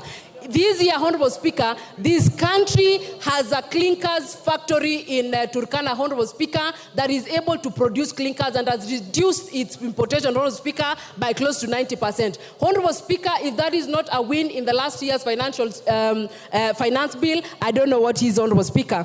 Honorable Speaker, on the issue of importation and hiking or putting the taxes on importation, Honorable Speaker, we are simply saying, Honorable Speaker, that let us be able to consider the Maxis and the Yana of this country, Honorable Speaker, that are produced locally in terms of tires, as opposed to, Honorable Speaker, the Michelin and the Bridgestone, Honorable Speaker. And Honorable Speaker, this is not barring anyone from using them. It is actually saying, let us just promote local, because these ones are going to be more affordable. But if you're a person of means, Honorable Speaker, and you feel like your class is Bridgestone, you can still go ahead and do the same, Honorable Speaker. So, Honorable Speaker, I support this particular bill. And Honorable Speaker, listening to Opio and the Honorable Able Minority Leader, Honorable Speaker, he says that this government has made mistakes after mistakes. And Honorable Speaker, I want to say this. If the results of the mistakes after mistakes that have been made by this government is the exchange rate going, the Kenya shilling doing better, Honorable Speaker, I am proudly associated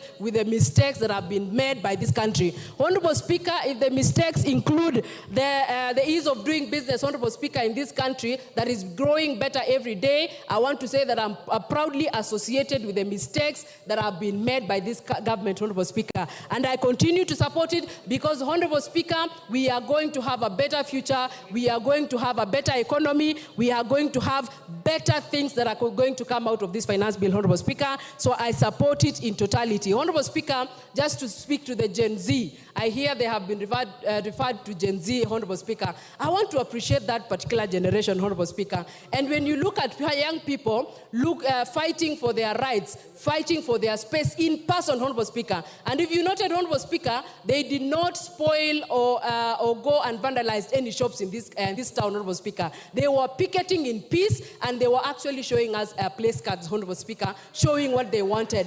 Honorable Speaker, I want to say that I am proudly associated with those people, and I appreciate this committee for listening to those young members of this country and implementing some of the suggestions that they were giving. Honorable Chair of the committee, we appreciate what your committee has done, and we will be here during the second reading to support it and see that it goes through, Honorable Speaker, so that we can honor those young people and even going into the future. I support this bill, Honorable Speaker. Junaid Mohammed. Mr. Speaker. Order, Honorable Millie, you are the mother of this house. This is a young first-timer. You should guide her other than heckle her. Mr. Order, Honorable Millie. I honored you by calling you the mother of this house.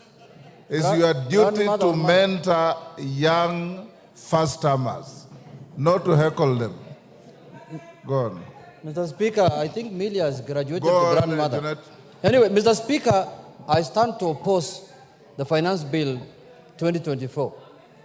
Mr. Speaker, when this bill landed in the House, Mr. Speaker, and it was tabled for the first reading, Mr. Speaker, and I took a copy of it.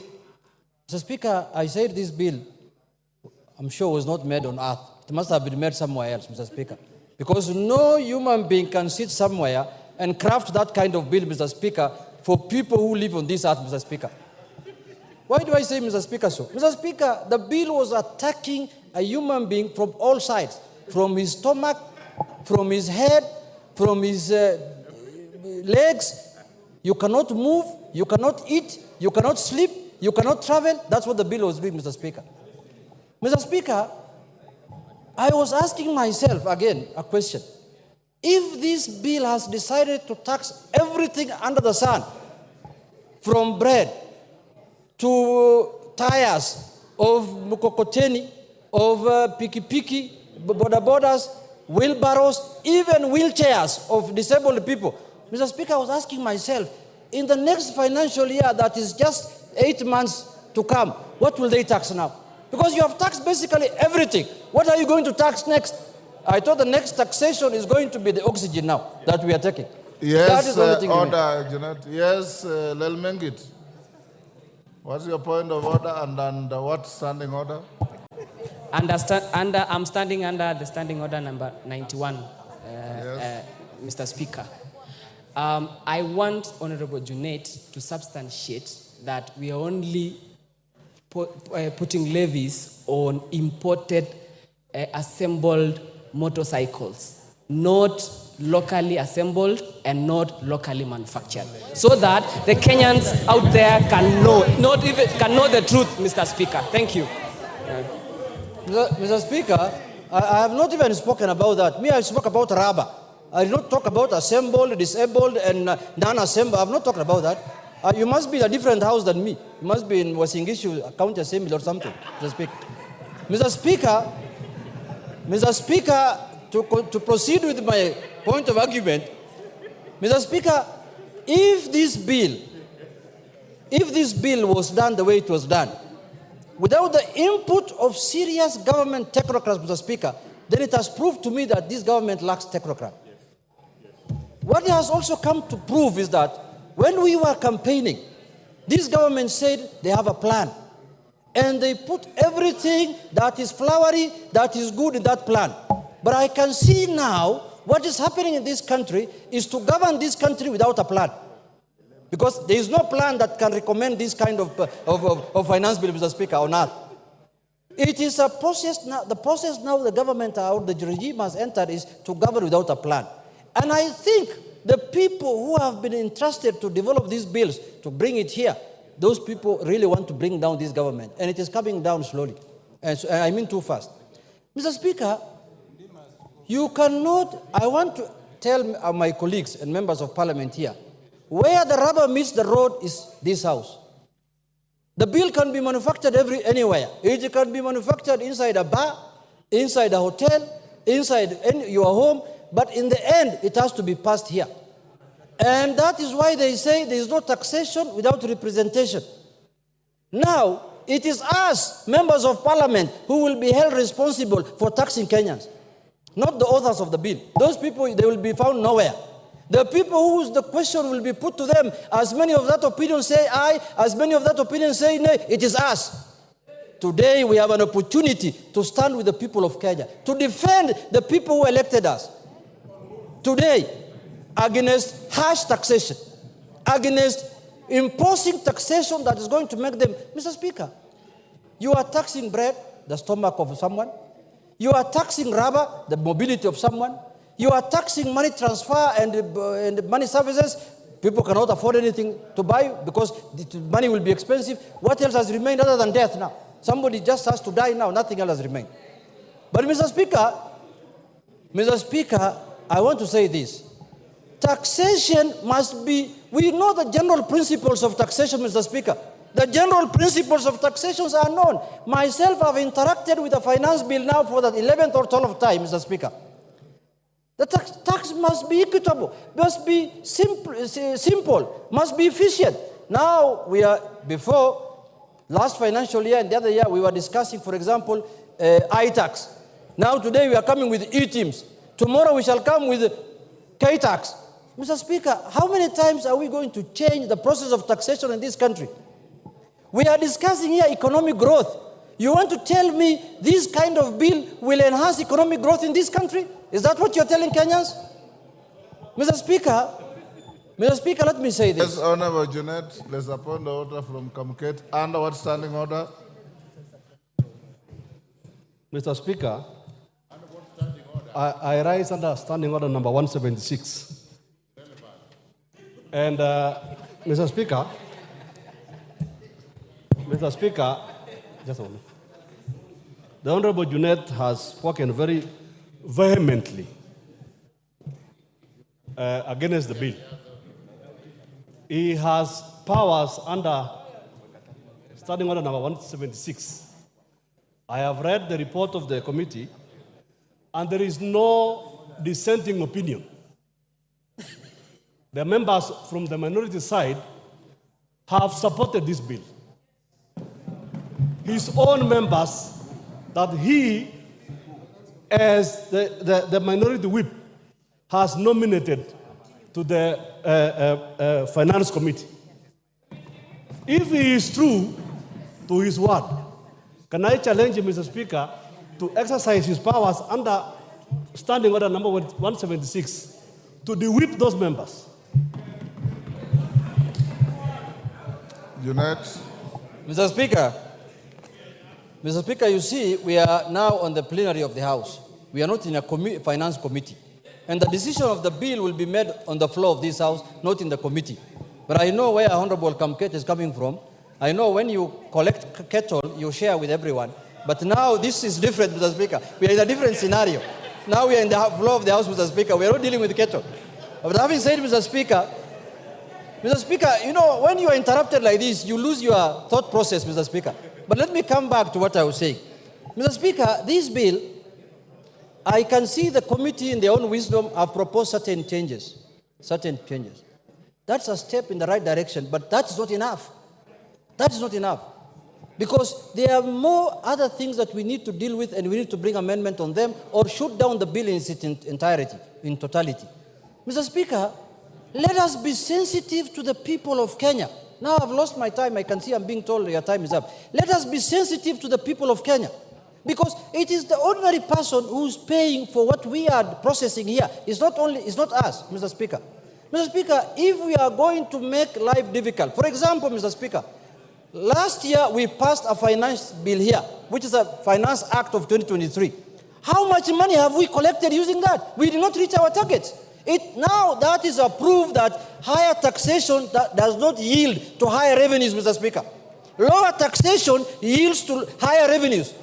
If you make the taxation process easy and simple, and which everyone wants to pay, that is when you will collect money. But when you tax it highly, people will look for ways to evade it, people will look for ways to not to pay it, and that is the norm. It is not all over the world. It is not rocket science. So let us... Is up, Didymus. Your time is up, Junet.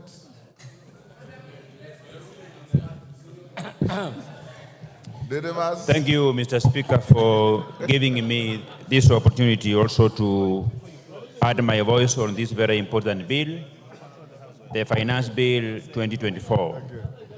Honorable Speaker, in making a decision as to whether I support or oppose, I am guided by three things. First, that is very important, and the country must understand this, Honorable Speaker. There is no country across the world that has developed without the support of the local manufacturers. We have been lamenting for very many years, Honorable Speaker, that Kenya as a country is one-way traffic. We are only importing. Mr. Speaker, it is a fact that we have manufacturers who have set up their factories in our country. They have just employed less than 5 people, and what these manufacturers do, they just import finished products to distribute yet they get all the support from the government of Kenya and from the taxpayers, Honorable Speaker. The second thing that is very important, Honorable Speaker, is that the problem that this country is facing, and it is a time bomb, Honorable Speaker, is lack of employment for the surging young population of this country. The government alone cannot absorb millions of Kenyans who are job seekers. The private sector plays a pivotal role in ensuring that we have employment opportunities so that Kenyans can have the bargaining and the purchasing power to put food on the table, Honorable Speaker. So the private sector should be supported.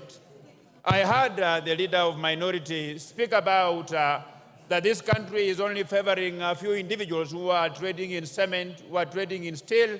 Honorable Speaker, I want to ask and to urge the leader of minority, Honorable Pio and I, who is my very good friend, that he has an opportunity to set up a steel factory in this country.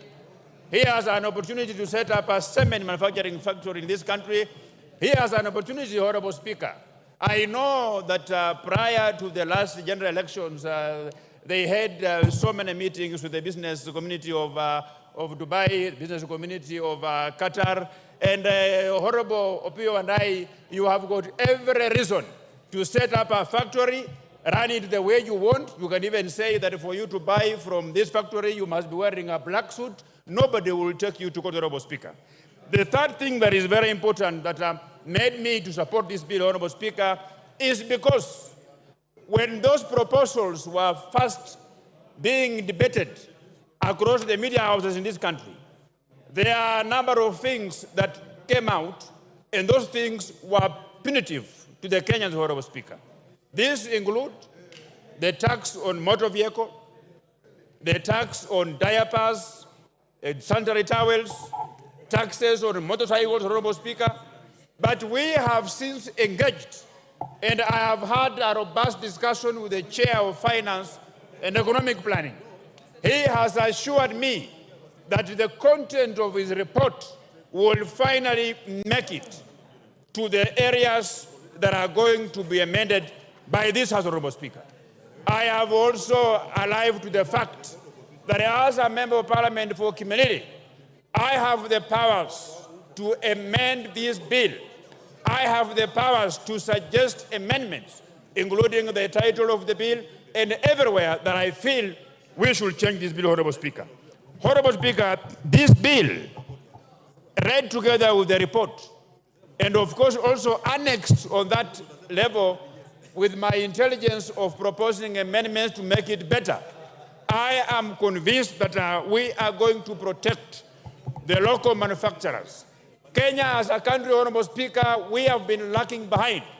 That even we import toothpicks, something that is made with a very low technology.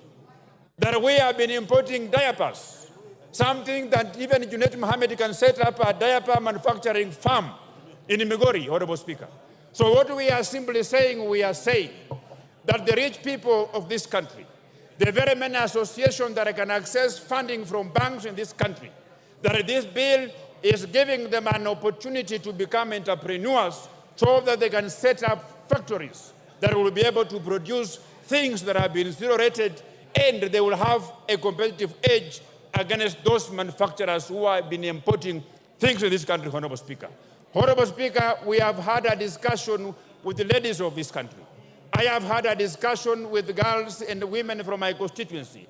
They have raised concern about the hygiene of diapers that are imported from China. It is from this basis, Honorable Speaker, that we persuaded the Chair of Finance and Economic Planning to persuade this committee that they should consider putting an eco-levy on sanitary towels that are imported from this country while zero-rating the locally manufactured, Honorable Speaker. Honorable Speaker, by passage of this bill, I am convinced, I am energized to look for money and set up a factory in Kimilili, a factory that will produce sanitary towels, a factory that will produce diapers, a factory that will produce toothpicks, Honorable Speaker, a factory that will produce tires, Honorable Speaker. Honorable Speaker, I I have listened to the members of the other side vehemently oppose this bill, and they are saying that this bill proposes increase in taxes for tires of even the wheelchairs, for tires of wheelbarrows, for tires of motor vehicles that are used locally by very many people, Honorable Speaker. Honorable Speaker, I don't blame them. You know, reading is not very easy. This finance bill, the report that the chair budget and his team produced is voluminous, Honorable Speaker. And I'm not just blaming them, but because, you know, for you to read, you must be committed. So I challenge them to go down and read the report.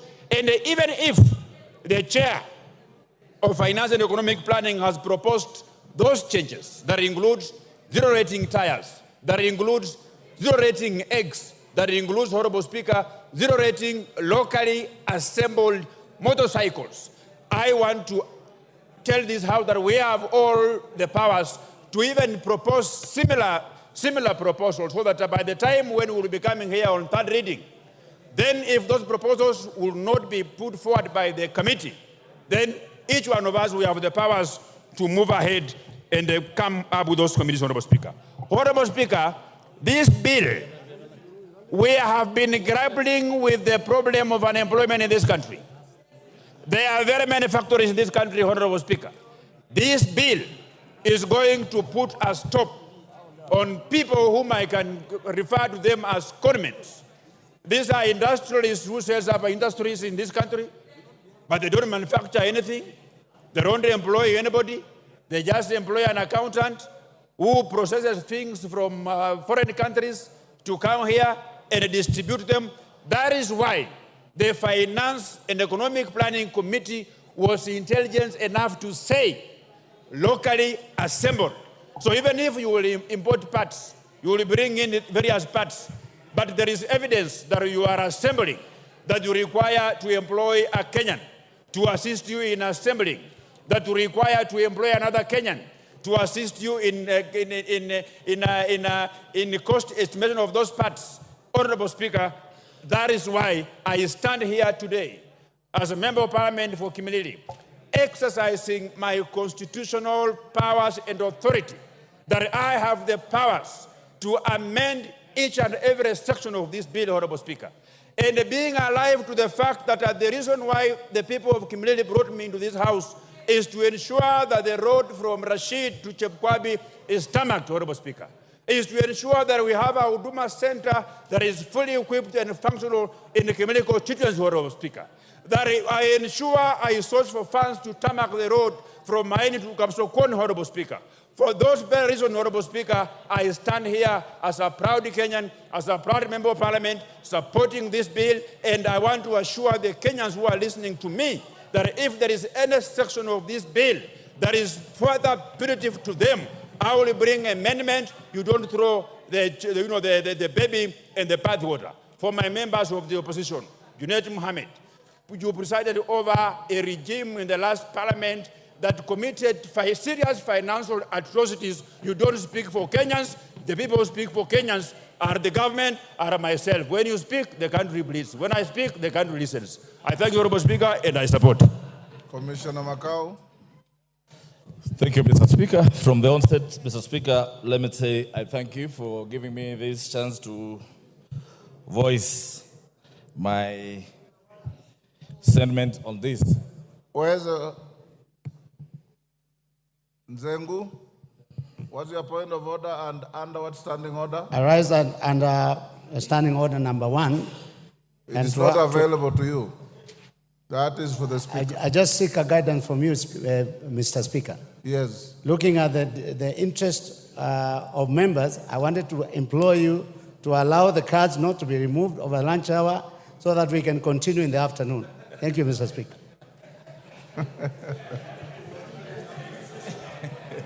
Okay, Mark.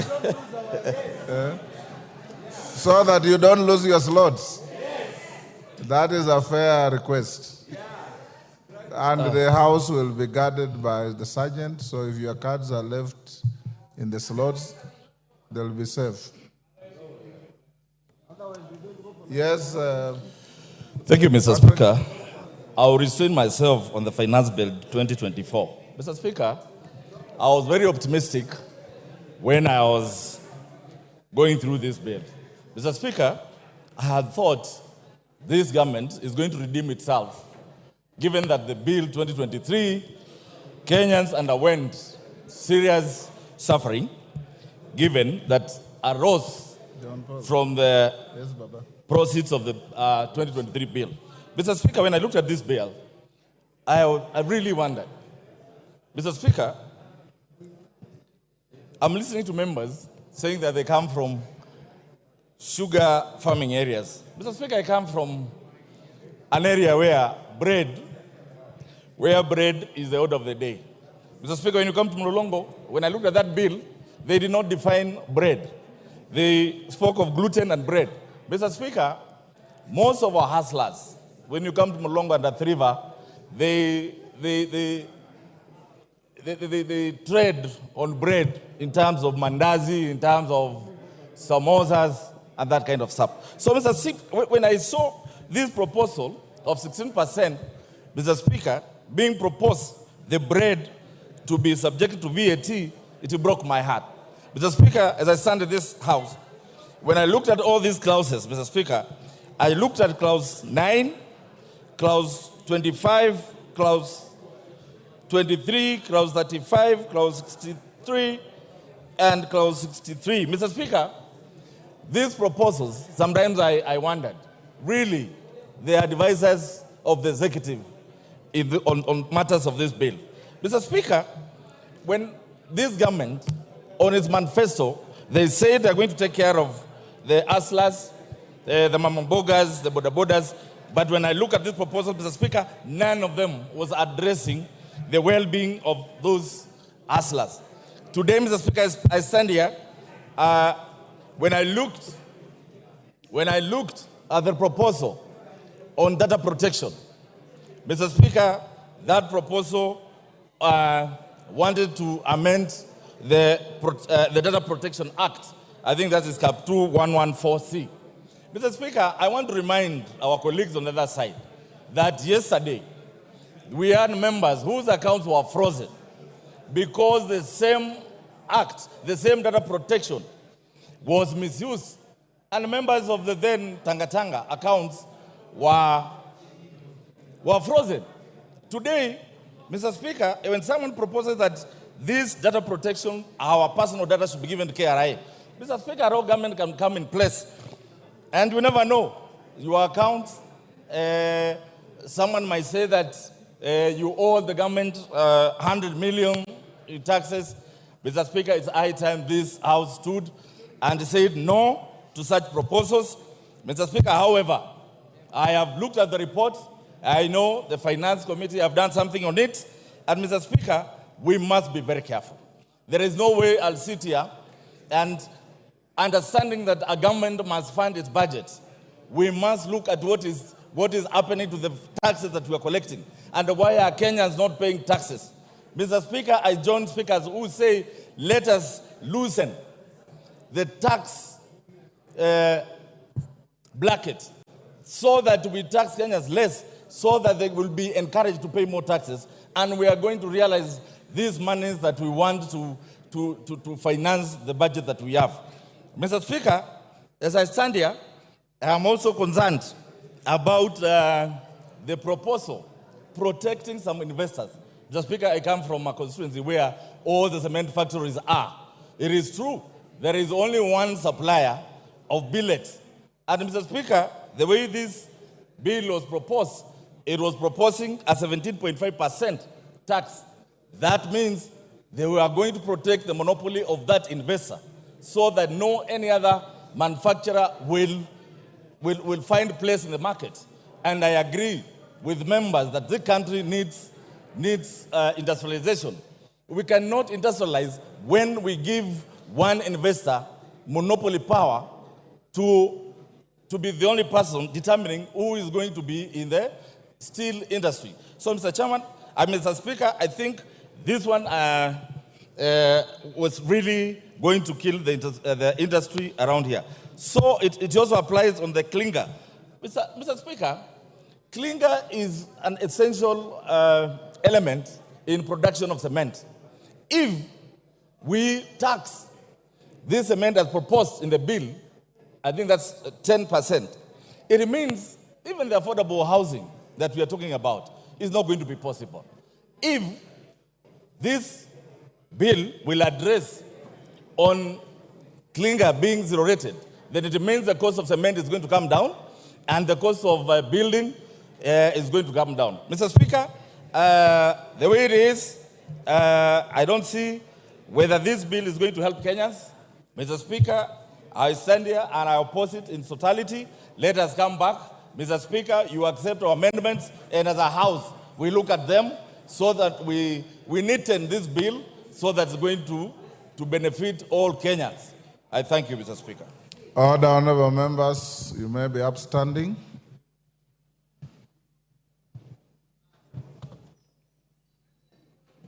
Honorable members, it's now 1 p.m.